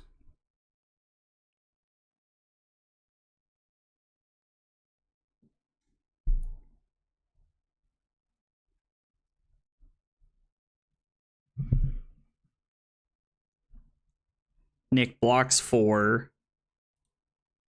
And then as an instant, I'm just going to flash in Merciful here. So we'll have double Merciful on the field. I mean, we're looking to set up here a little bit. See, this is way too late to the party. Like, this is just a little late for what I'm looking for here. Now, hopefully we can try to, like, squeeze that into our next turn here. But it's hard to say what's going to happen here. Guys, if y'all are hanging out on YouTube or Kick or wherever y'all are at tonight, appreciate y'all hanging out. It means a lot. I've really been enjoying streaming the new heroes, so it means a lot that y'all come by and hang out while I'm streaming the new heroes. I feel like you guys get a taste for like how bad I am when I haven't practiced something like 100 times.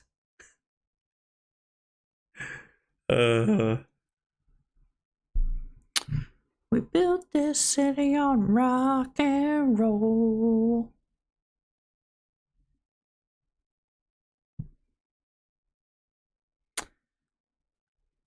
I get Okay, so can you play cards from your banish zone each turn, Nick? Yep. Okay. Yeah, it's all highlighted. Okay. That's good to know because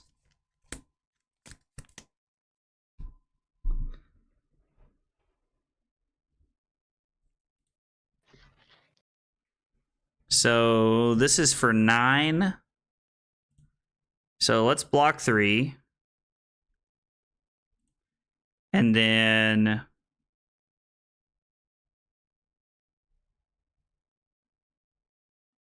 let's pitch Ravages here to play Soul Shield. We're going to add another card to our arsenal, or not to our, I keep saying my arsenal, my soul.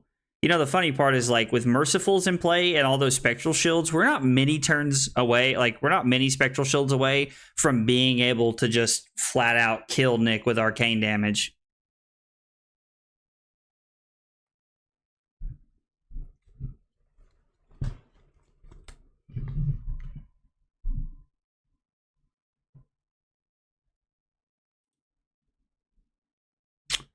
So this is for 7. So if I block 3 and take 4, Nick takes 8.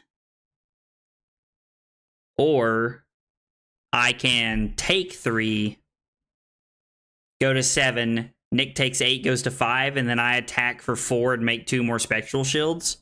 I think that's a much better play. That is a way better, like, offensive and defensive play. I guess I'm gonna lose my Angel, won't I? All right, never mind. Sorry, Nick. I got a block. I wasn't thinking about the fact that this has ward. My bad. You're good. Yeah, because I'm basically going to use my Spectral Shields to keep my Angel here. And then when I go to take damage, it's going to ask, what do I want to get rid of? And I'm going to get rid of these. And then we're going to go Nick, Nick, Nick, Nick, Nick, Nick, Nick. Okay, sweet.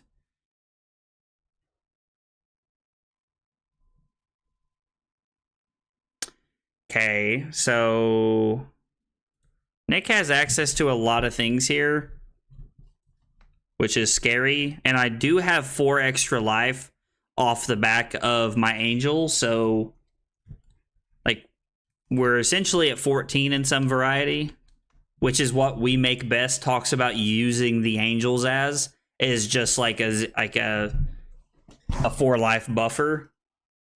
I honestly think that, like, the Control Prism deck could be pretty bonkers. I think that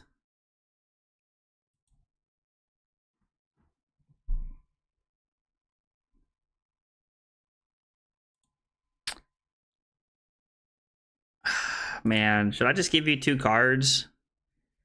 Well, because if I go Sync in that, then I have 6, or I can block 6 and then 7, or it's 5 and then 6. So it's definitely better just to give you 2 cards here. Although you're just going to come in again here. Bellows again. Interesting. Enter testing. Yeah, but in we Make Best video, they talk about using the Angels basically because they say ward 4 on them and trying to use them as 4 additional life. I kind of like I like the idea of playing something like that, but honestly, the thing that I think beats the crap out of that deck more than anything is Pistol Dash. God, 10 dominate. Okay. That is a thing you're allowed to do, I suppose.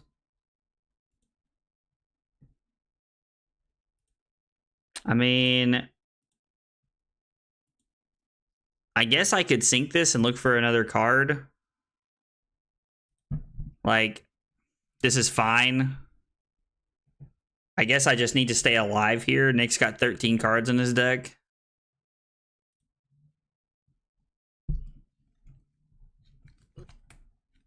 Oh my god.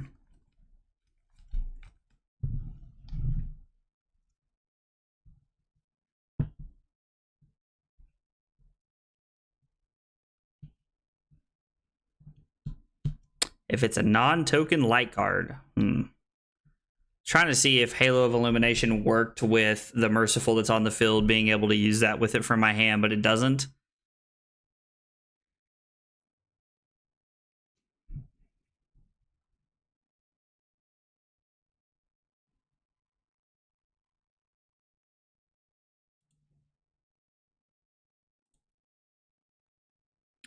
Actually, that's backwards. I'm supposed to pitch this and put this into my soul.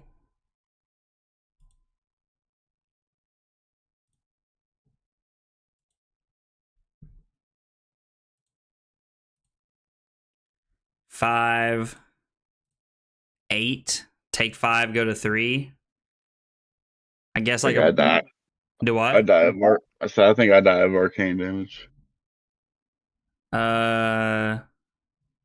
You don't die to arcane damage.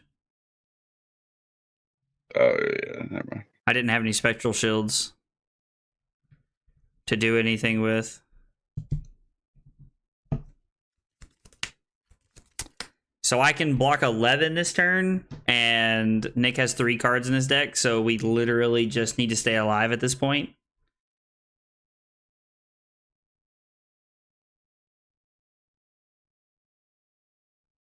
Was hoping that maybe that whiffed, but I didn't think there was any way we were that lucky. Okay. So from here, I can block 5, which means this next attack needs to be for 7 or less.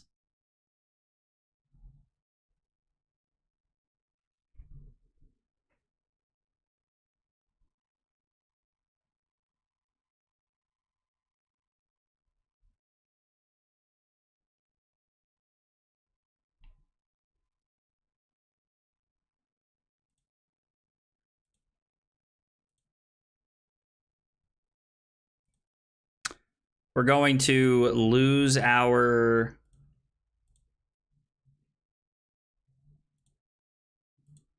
Phantasmal Footsteps here, but we go to 1, and then we have to beat Nick's last hand, which I'm just like, I think he can kill us here because he has access to everything that's banished.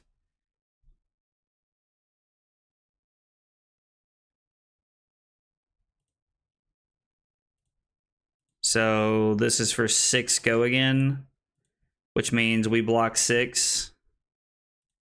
And then Nick can literally attack with anything and kill us. Even the claw kills us here. Man, we almost hung on.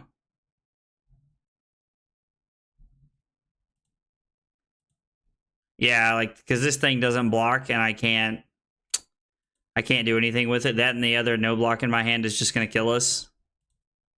That's unfortunate. We almost got there. Man. You want to play one more, brother? Yeah. I feel like that was a high roll for sure. No, yeah, let's play again. Absolutely.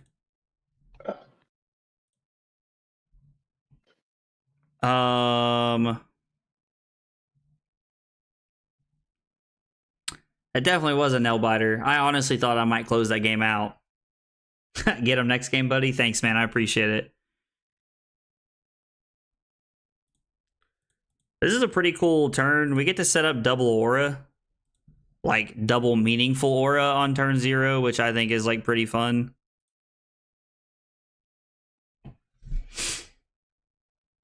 Like, Merciful Retribution in anything is, like, insanely good.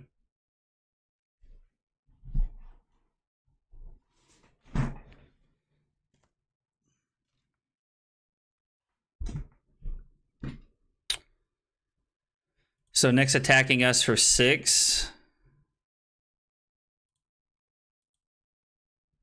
We're going to block 6 here.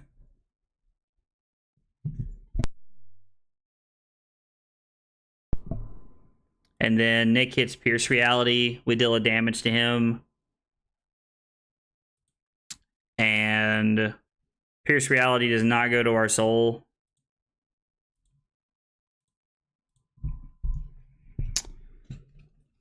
We set up a Passing Mirage, which has a lot more value than Pierce Reality, so I think this one will get attacked by Nick here.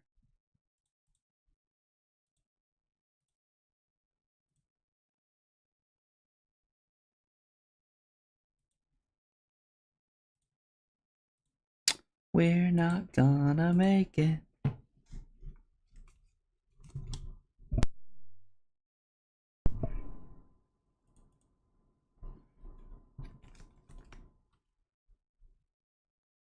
So Nick lets his turn end.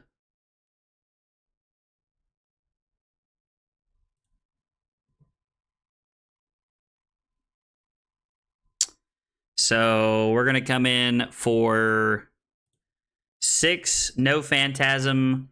If this hits, Nick can't play cards from his Banish Zone until the end of his next turn, which isn't really relevant this early in the game, but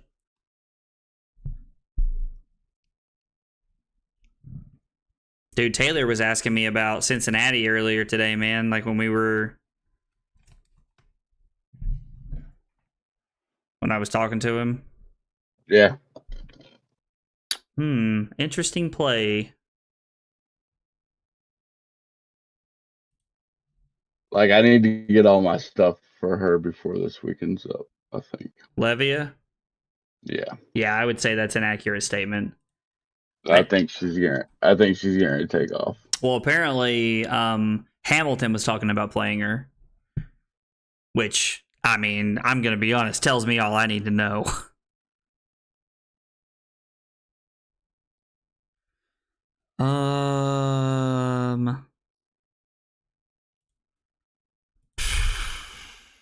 I guess let's go Triumph. And then we gave Go again pretty much just to cycle a card here. We will Arsenal the Sink. I think that's our best line. And then right here we have block 10. Play Pierce, Arsenal, discard is what I'm thinking right now. We have 2 auras in play that are both really good.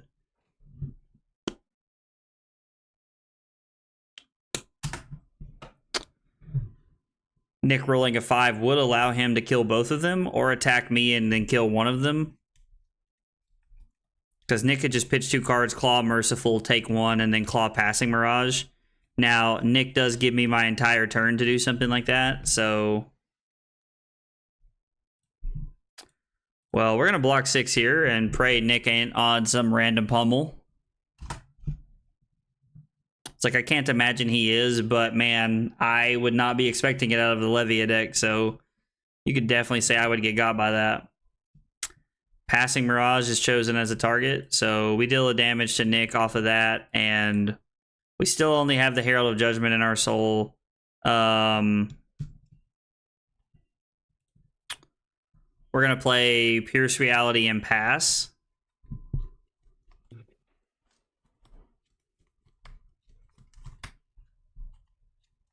This is a interesting hand, to say the least. We're probably looking at block 7. Throw the Herald.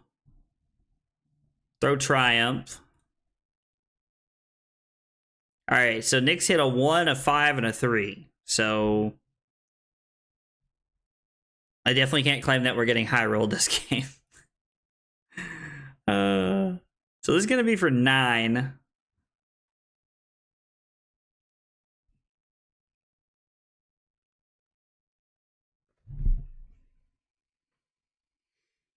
Okay, turns off Blood Debt, attacks us for 9. We block 3.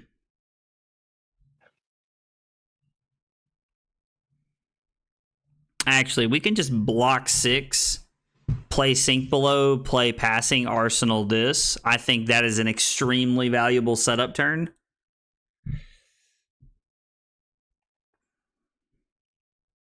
Yeah, This is a really good turn for us.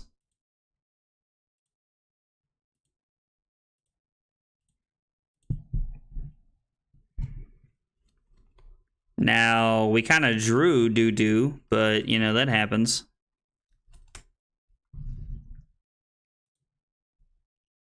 All right. A 3, and he rerolls into a 1. Now, that's what we call living the dream. So we're going to come in for 9, no Phantasm.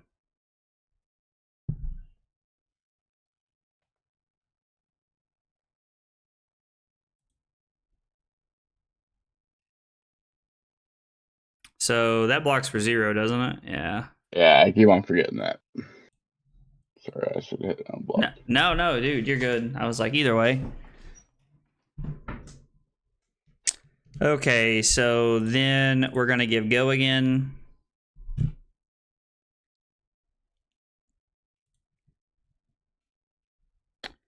And then we're going to play another Pierce Reality. So we've set up a lot of auras.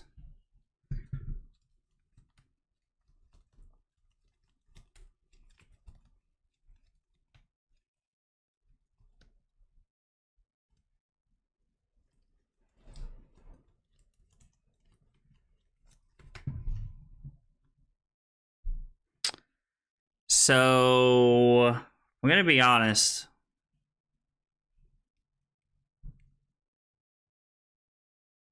I don't really care for this hand very much. I think we're just going to see what Nick rolls.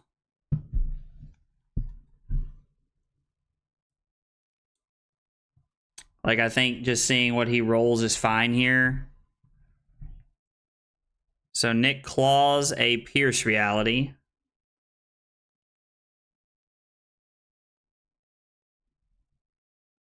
I think I'm just going to flash this in response, honestly.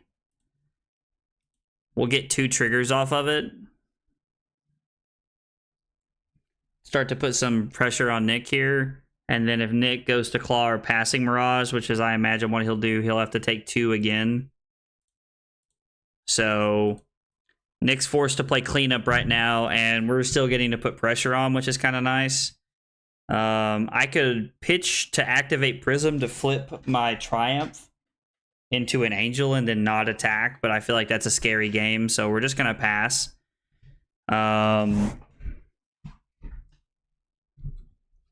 This is an interesting hand, to say the least.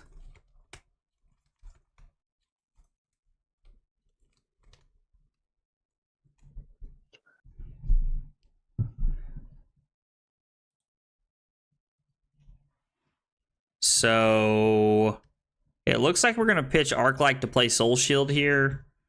And we'll just kind of play our turn based off what Nick does here.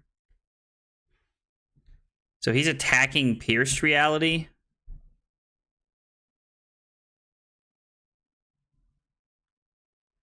One, 3, 5. So I'm 1 resource short.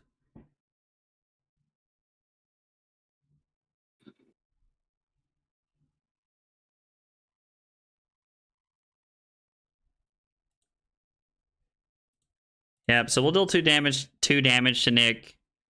And now we have 2 retributions in play. So my turn's just going to be play Arclight and pass here.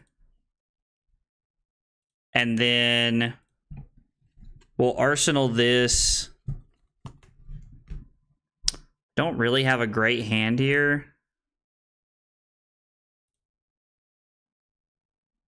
So the 6 is tough. I could still really shut Nick's turn down here, kind of. I mean, kind of. He claws Sentinel. We're going to deal 2 to him. And then I'm going to see what Nick's turn looks like. We haven't taken a point of damage this game, which is insanely valuable. Like, we're still at 32.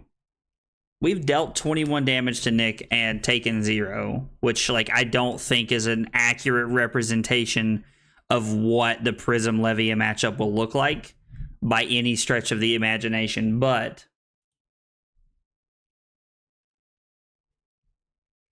this card's a Boneyard Marauder. Plays another Blood Rush Bellow. Okay.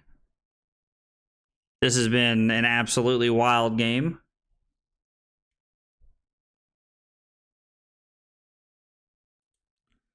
So Nick's going to attack me for 7.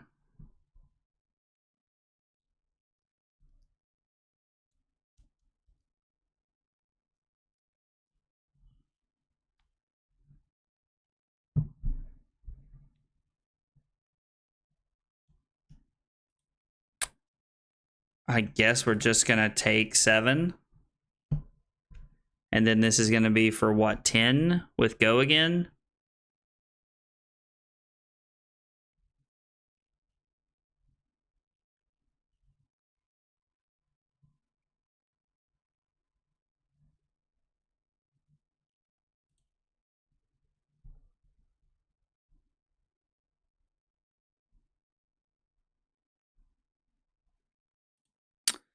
We go to 15.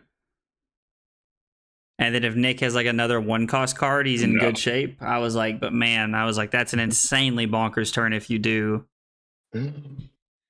So I'm going to play Arclight Sentinel and hope that we get to shut Nick's turn down a little bit here. All right. We've drawn what we need to draw.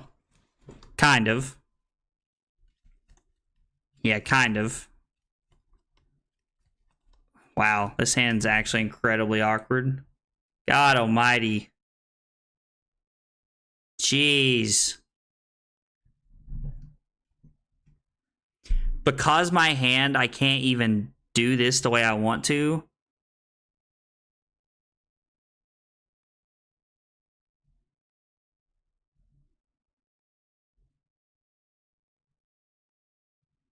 Oh my gosh. So let's activate Halo of Illumination, put this into play.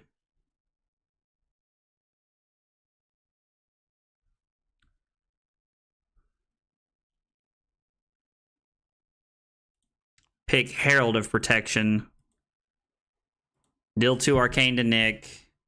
Now we have a Spectral Shield that can deal some Arcane, and we have a little bit of setup here. Our hand was so incredibly awkward that turn. That was really, really awkward.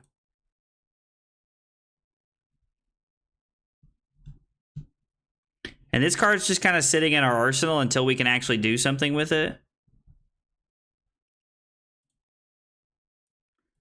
We're going to pitch this card to play this, which is fine because we get to save some life here.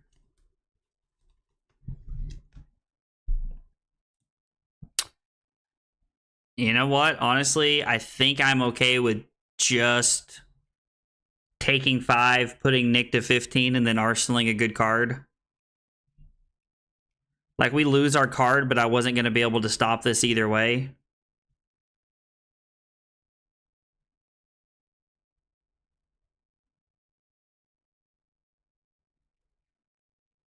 So can I activate Prism for free? I can activate Prism for free. Which is insanely good. So we activate Prism for free to flip Herald of Protection, or the protection one, whatever it's called. The Figment of Protection. And then we're going to attack with it. Yes, we're going to banish. We're going to banish a Herald of Protection. Doesn't matter. Make 2 Spectral Shields. And so now we basically have 6 extra life sitting on board. So that ended up being a pretty sweet turn for us there, like, all things considered.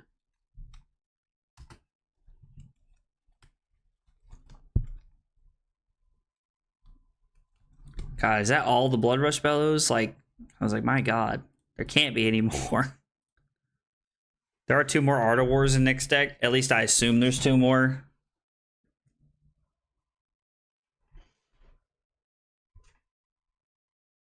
So Nick's attacking us.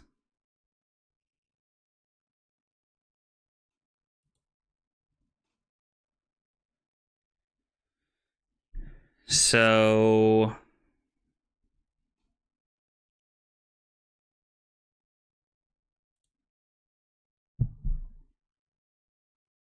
I mean, that would be 6 damage. We would put Nick to 7. I feel like that's probably not the correct, like, that's not the correct thought process here. Actually, none of these are defense reactions. Sorry, Nick. No, you're good. All right, so Claw comes in. We block 4. Pitching a Merciful. Well, we don't take anything. We're going to lose a Spectral Shield and deal 2 to Nick. So we put Nick to 11, and then we're playing into whatever he has left here. If Nick has a blue, he could claw and do something else if he wanted, but based off the fact that he's pitched 2 yellows to this point, I don't think he has a blue, if you guys want the truth.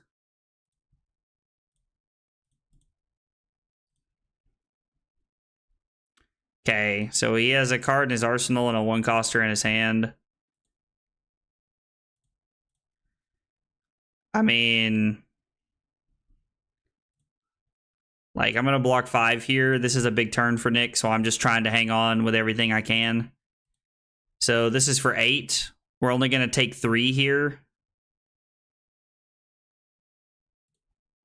We'll lose a Spectral Shield. We'll lose our Angel. Deal 2 damage to Nick. He goes to 9. And then we're at 7. And then we're just passing here.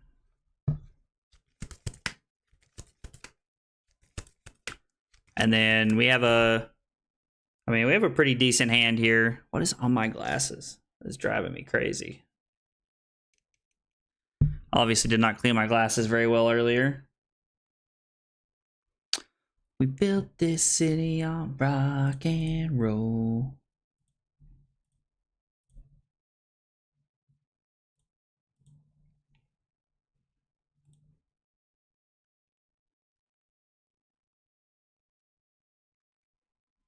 Okay, so Nick turns off Blood Debt, and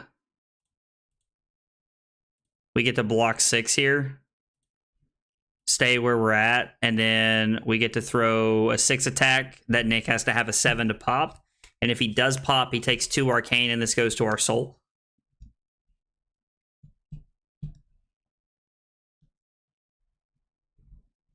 And then, actually, if Nick pops this, this is pretty good value for us. If he does pop this, and it does require a 7 or greater here.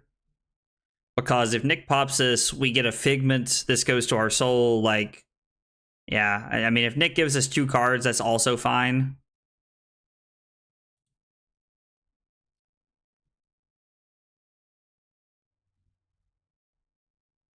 All right, I need to be able to block.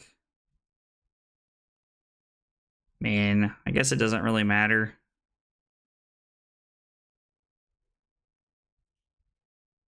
Honestly, the best thing we could do here.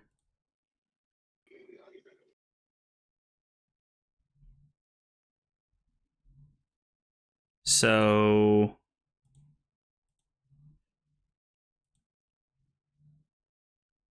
let's block 6. So Nick did have the popper. It was in my arsenal. Gotcha. I mean, I can block 5 and take 2, lose my footsteps. And my rapture.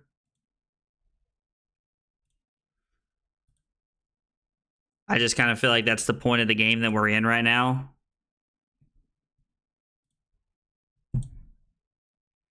We're just blocking everything we can. Like, Nick hasn't flicked Levia, but we are just trying to hang on at this point. All these no blocks get you at the end of the game is Prism, and that's one of the things that I genuinely worry about as playing like a control Prism, is that like you don't have enough blocks. But I know that like Fatigue Prism was a big thing against Chain, but that was also a little different. You basically had to survive 8 turns against Chain because they were going to run themselves out of cards, and if you had enough 3 blocks, you could do it.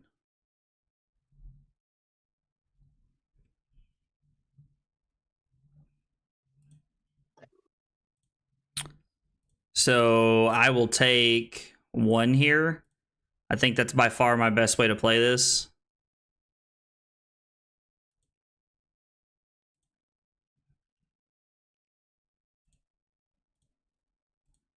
And then,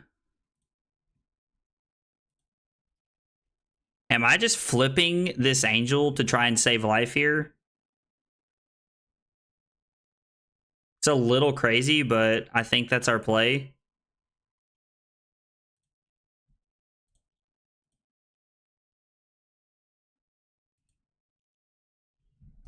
We're just trying to save as much life as we can here, and if we do get to hang on to our angel, then we have the capability of attacking, and hopefully the bug works and we don't actually, like... We actually get to use Archangel of Triumph.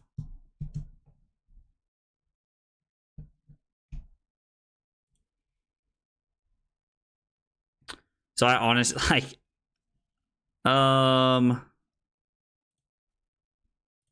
I guess let's block 6. See what Nick's second card is here.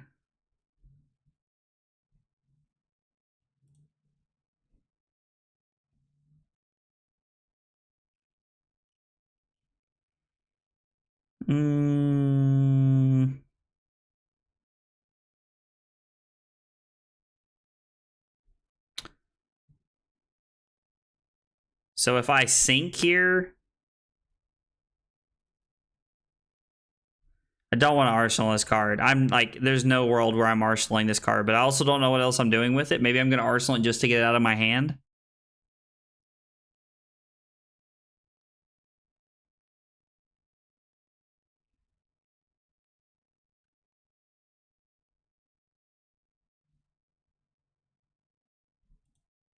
How many soul shields have we seen?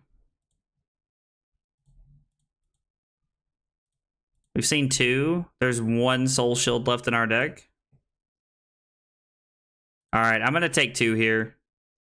Lose my angel. Go to 2.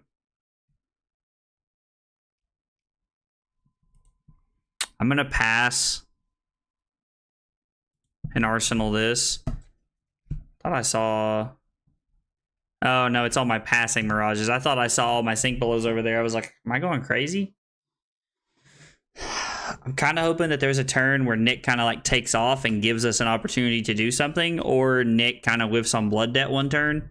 Now, it's obviously not going to be this turn because of Art of War here. What do you pick? Go again and banish. I mean, we're pretty comfortably blocking everything that Nick's doing this turn. I'm also down 10 cards, which means I think I'm just gonna like lose the attrition battle. Okay. Jesus, I was not ready for that. I'm just dead to that.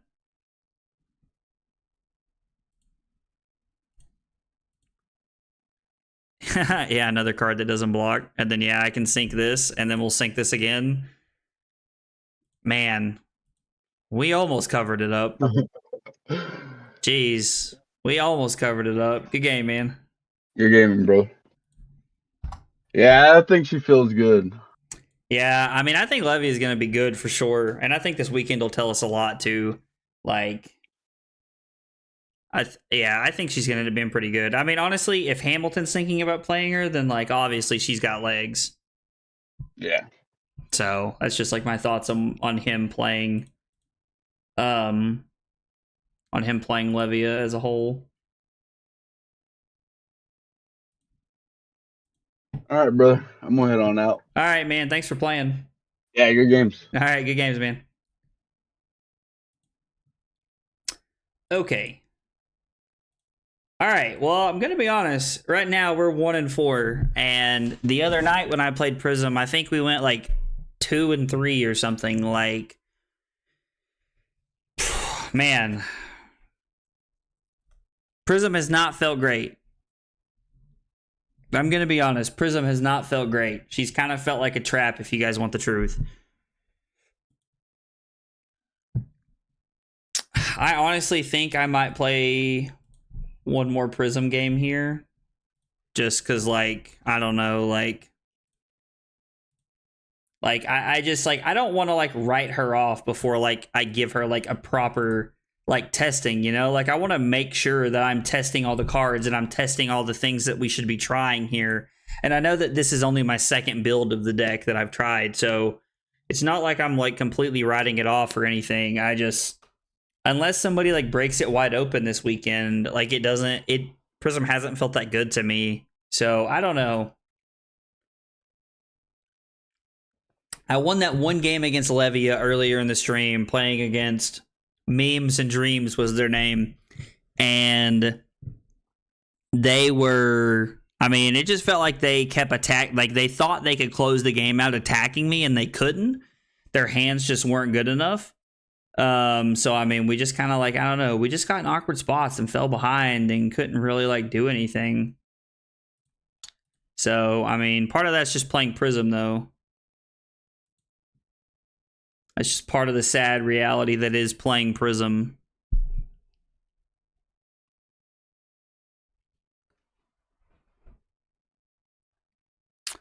Well, hopefully we'll get to play one more. Hopefully somebody jumps in here and wants to play games. Yeah, I don't know. There's too many no blocks in this deck. Like, at least for me anyway. Like, the no blocks that you need to be playing, in my opinion, are Merciful Retribution and Arclight Sentinel. The Figments are good, and you have some cool lines with the Figments. There's just so many no blocks. Like, right now in the list that I'm playing, there's 6, 7, 8, 9, 10, 11, 12, 13 0 blocks. Like, and that's just tough. Especially when you get into that spot late in the game where you need every card to block. Like, you need every single card you can find to block with. And that just kind of like knocks the wind out of your sails. Oh, guys, I talked about this earlier in the stream, kind of at the beginning a little bit.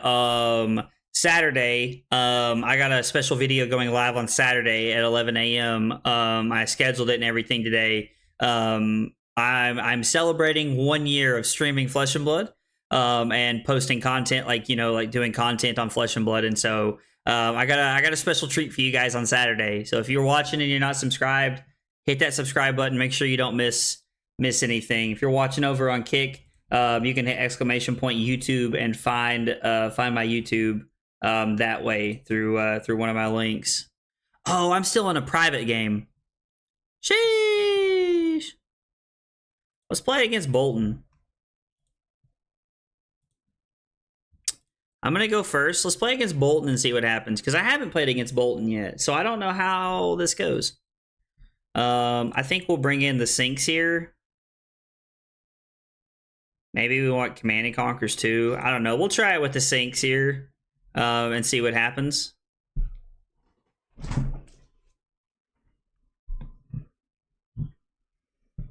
Can play Figment of Protection, Arsenal Soul Shield, Beaming Blade. Pay 2 attack. If a yellow card has been put into your hero's soul, this gets +5. That's kind of neat. Yeah, let's go Figment of Protection and then Arsenal our Soul Shield here. They're going to activate Halo of Illumination. Pitching Light of Soul. Okay, so they hit a blue card. Sad days are sad. They put a Bolt of Courage. I was like, man, if they put like the Arania of Soul or whatever in, I was like, dude, I'm so done. I was like, I'm already done if that's what they do. Like Arania of whatever. The combo piece. I mean, I guess they're not playing Sabers, so it doesn't matter. Your next sword attack gets, when this hits, create a courage token.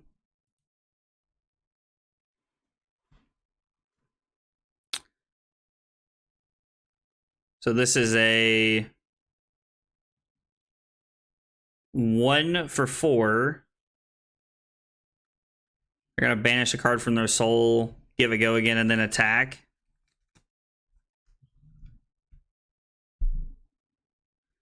And when I block with an attack action, it's going to make that better.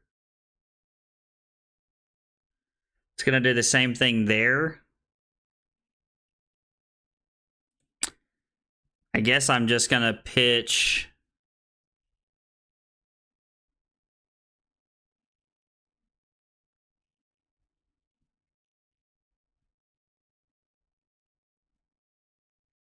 Okay. The Great Library of Solana. All right, my opponent is... They're on Library Boltyn.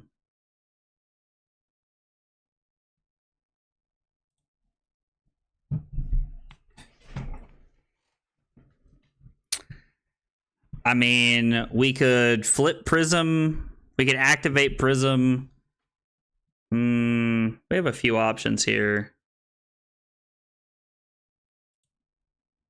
I kind of like doing this because this gives the illusion that we're going to give go again. The illusion. Get it? Illusion.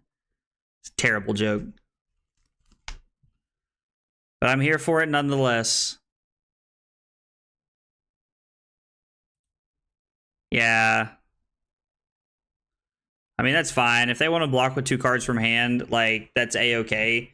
They're probably going to play Library and then attack, like, pitch 2 yellows. That's probably their plan, actually. Pitch a yellow, play Library, pitch a yellow, attack for 0. And then that way they can turn on Library and start having 5-card hands. Which is, honestly, like, dumb strong. Like, that is an extremely good line.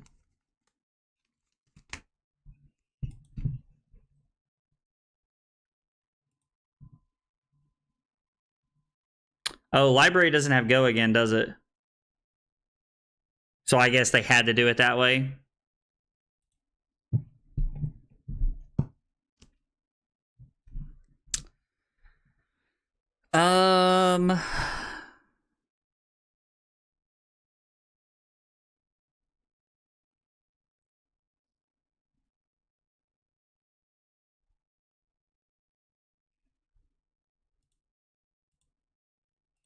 Yeah, I think this is just a play.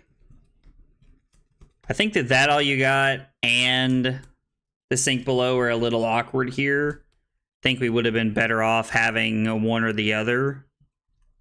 I guess that's one of the problems with having too many defense reactions, is like you just run into some awkward hands that don't do a ton. I mean, this has temper, so you can give me this and a card from your hand to stop this. They could also have a popper. I mean, I'm going to give it go again if they're going to let it hit. What just happened?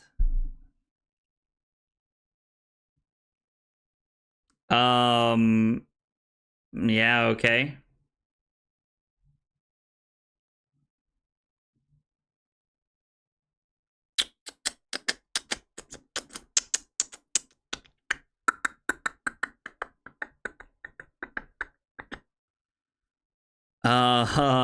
I guess we're just gonna go Triumph here. I don't know. And then we'll activate Prism. We'll flip Triumph. We have 1 card in our arsenal.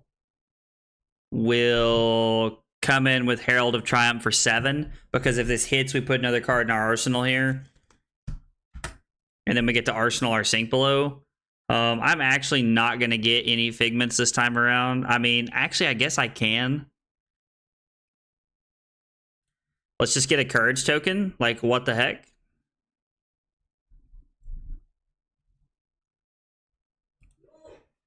Oh, something happened with Carly. I just heard, whoa, from the other room. Prayer of Belena. Your next attack gets +2. Reveal the top card of your deck. If it's yellow, put it into your hand, then charge your hero's soul. So they reveal Celestial Cataclysm, and now they get the charge. And they charge V for Vanguard. Okay. Boo. Thank God for all these defense reactions, huh? This is going to be for 5.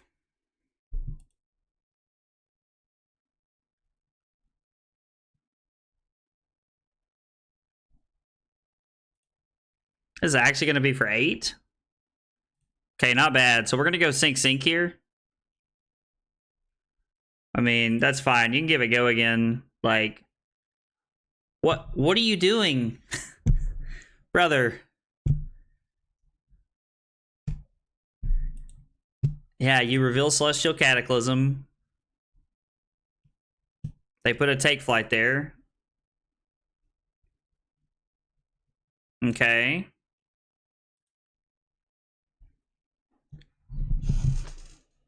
Okay. It's going to take us a half hour to play this turn. Like, minimum.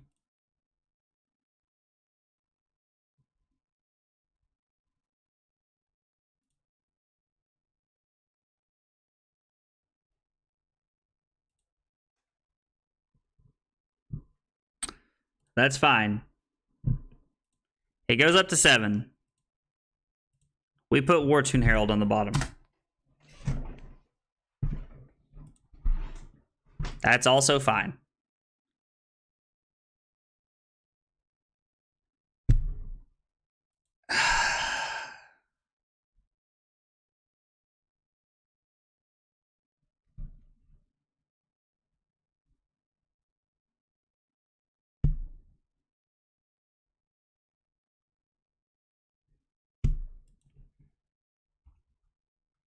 Like, I'm not trying to be rude to this guy. I understand we're all trying to learn the new cards, but at the same time, like, brother, you got to make a play here. Like, I ain't trying to sit here and, like, watch you play solitaire.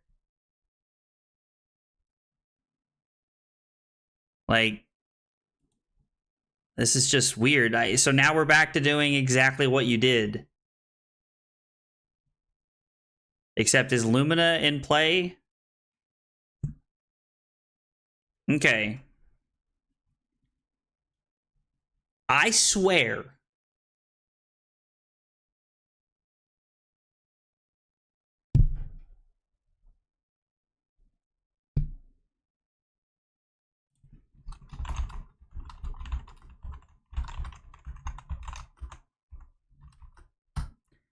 No.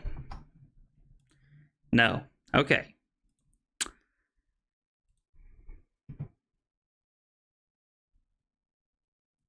Banish a card. That's fine. Let's go Sink Below. Let's put this on the bottom. That's fine. Ah, no. I was like, I didn't realize where we were at in the turn. And I don't want to hear it. I have undone one thing. This guy has literally hit the undo key like 7 or 8 times this friggin' turn cycle.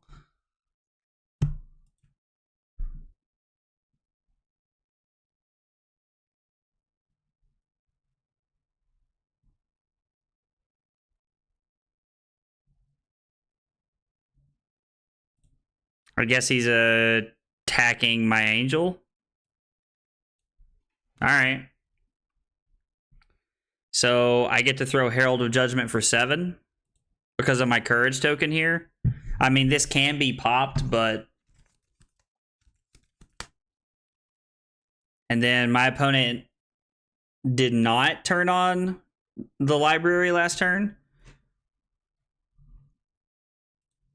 Can't play... Okay, so you're blocking something that says you can't play cards from your banished zone?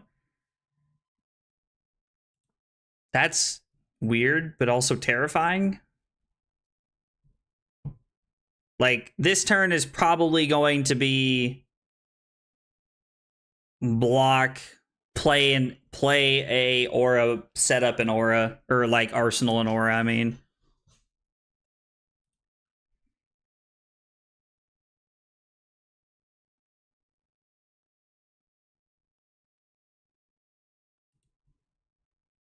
What just happened? What is going on right now?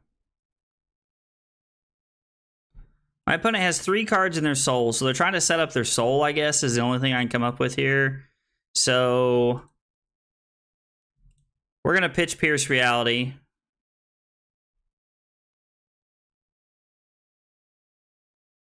I guess flip Protection. We'll attack with Protection. We're going to give it go again. Yeah, like what the heck? We might as well. So we're going to come in for 4. I'm going to give this go again by pitching the That All You Got, then play Passing Mirage. Like, they may not have poppers in their deck. Like, I know that they have Celestial Cataclysm. Like, I know that they've showed us poppers. And, like, that's ultimately why I'm, like, playing the way that I am, is because, like, even if they hadn't showed me Celestial Cataclysm, there's a heavy chance they have poppers in their deck. Okay, so this is more than likely going to be that all you got from Arsenal, sink below from hand.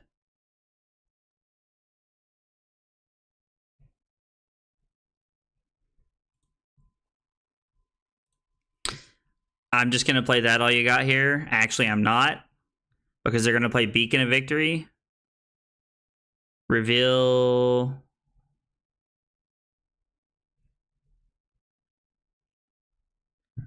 Okay, so they're going to put it into my hand. Now this is for 4. Okay, we're going to go sink below.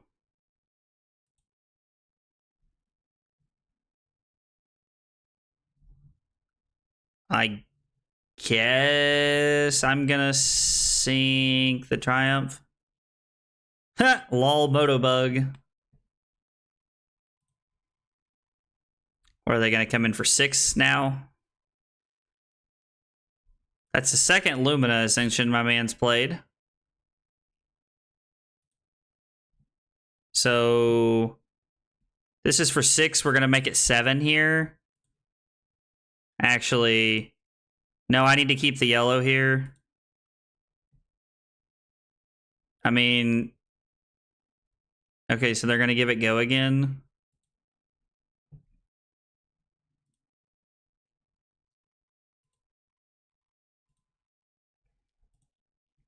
We're going to lose a Spectral Shield here. And then if this hits, I'm just going to lose. I'm just going to. Oh, they just hit my Angel. They didn't even attack me. The funny part is they could have got everything if they'd have just attacked me, but I can respect why they didn't. We're just going to come in for 7 here with no Phantasm. They also did not abuse Library that turn either. Interesting.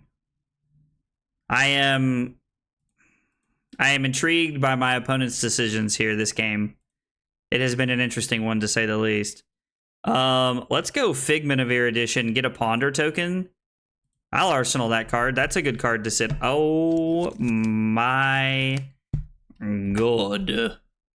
We about to give it to them. They're going to play Energy Potion to take nothing. They're going to attack for 0, except they're probably going to play a reaction here. And try, like, I've taken 0 damage this game.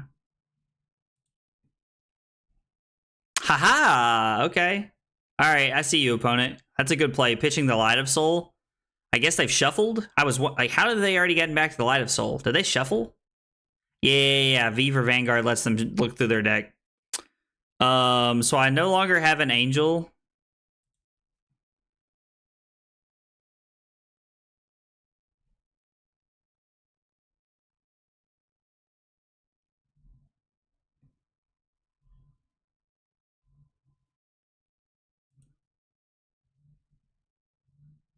They attack my Passing Mirage. Or they don't attack my Passing Mirage. Yeah, dude, you already hit my Passing Mirage, brother. Like, what? Maybe I know he did not Arsenal there. I don't know. That was weird. Okay, Dreamweavers. We're about to live the combo.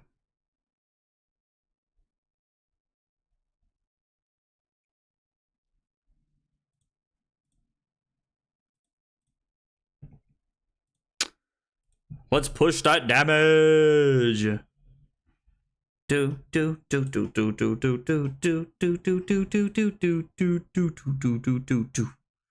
ready for this?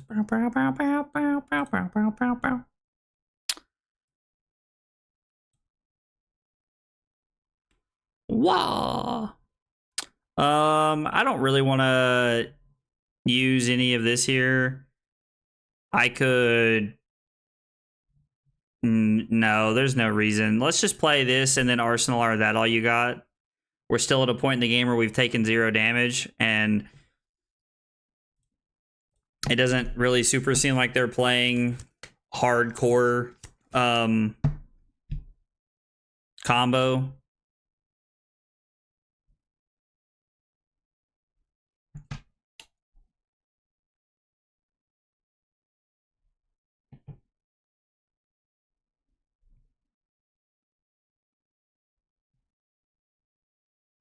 I don't know how the U button works on his keyboard. Like, I think mine would have stopped working if I hit it that much. So, block, pierce, that all you've got? That's fine.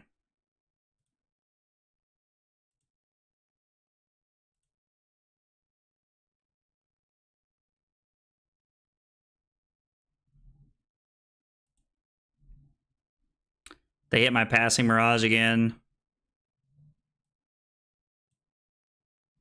So, I mean,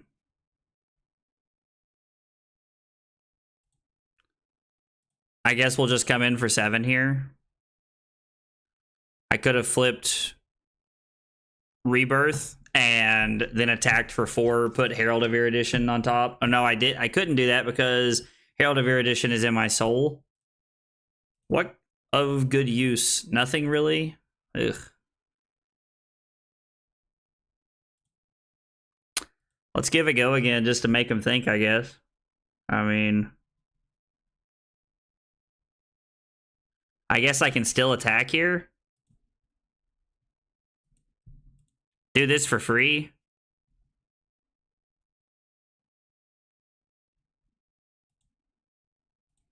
There are, like, the yellow card I can put back on top of my deck. Is that all you got?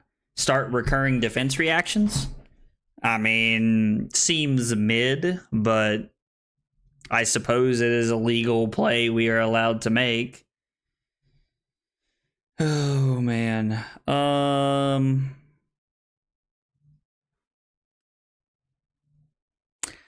Yeah, I mean, I don't know. I guess let's just do that. Like, I don't know. Yeah, sure. Put that all you got on top of my deck. What a weird thing. I'm gonna be honest. Like, I feel like this game kind of just speaks to how not good Boltyn is as a hero.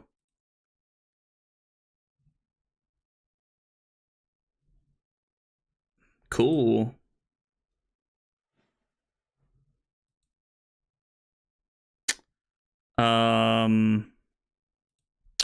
Yeah, my hand's kind of doo-doo, but that's okay. We're recurring these that all you got, so we're gonna make use of them. I guess we could just kill my opponent here and let the Spectral Shields die to Merciful. That's probably what we should do. I don't want my opponent to think that we're just like, does he have AB? No, he doesn't. So let's just flash this in and kill him. Why did it? Oh, he attacked that. Gotcha. He attacked. Yeah, I should have paid attention to what he attacked, I guess. He attacked my angel. Yeah, so now I'm just sitting here going, anytime you attack, it doesn't matter. Like, he has to hit my Merciful here, and if he hits my Merciful, I'm going to flash in Merciful. He's attacking me. I don't think you understand how this interaction works, brother.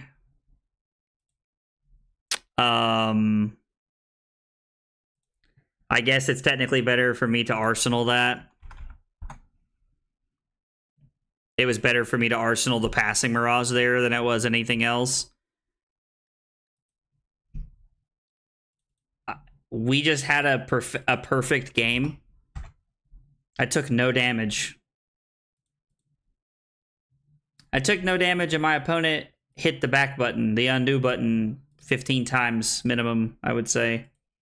So, I mean, the Levia game was pretty cool. I did like the Levia. That like the second match we played that was against that Levia was a cool game. And I feel like that's a good example of don't let Prism get out of hand. So that's it for the stream tonight, guys. I appreciate y'all hanging out, keeping me company. It means a lot. I will not be back until Sunday. I think I'll be back Sunday. I'm not exactly sure. I know that Saturday me and Carly are out of town, and tomorrow night we're hanging out with my parents. And then I'm not sure. I don't know what's going on Sunday, but I'll probably be back Sunday if I had to guess. Oh, excuse me.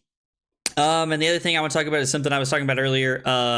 Saturday, I got a special video coming for you guys, celebrating 1 year of me making Flesh and Blood content. So I'm pretty excited about that. So it's pretty cool. I'm pretty proud of what's happening. It's pretty cool. I think you guys will enjoy it. So you guys should definitely check out my channel on Saturday. There's going to be a video coming out around about 11 o'clock Eastern time. So be sure to check that out. And if nothing else, I will see you guys Sunday. Have a good weekend. I'll see you guys then. Take it easy, guys.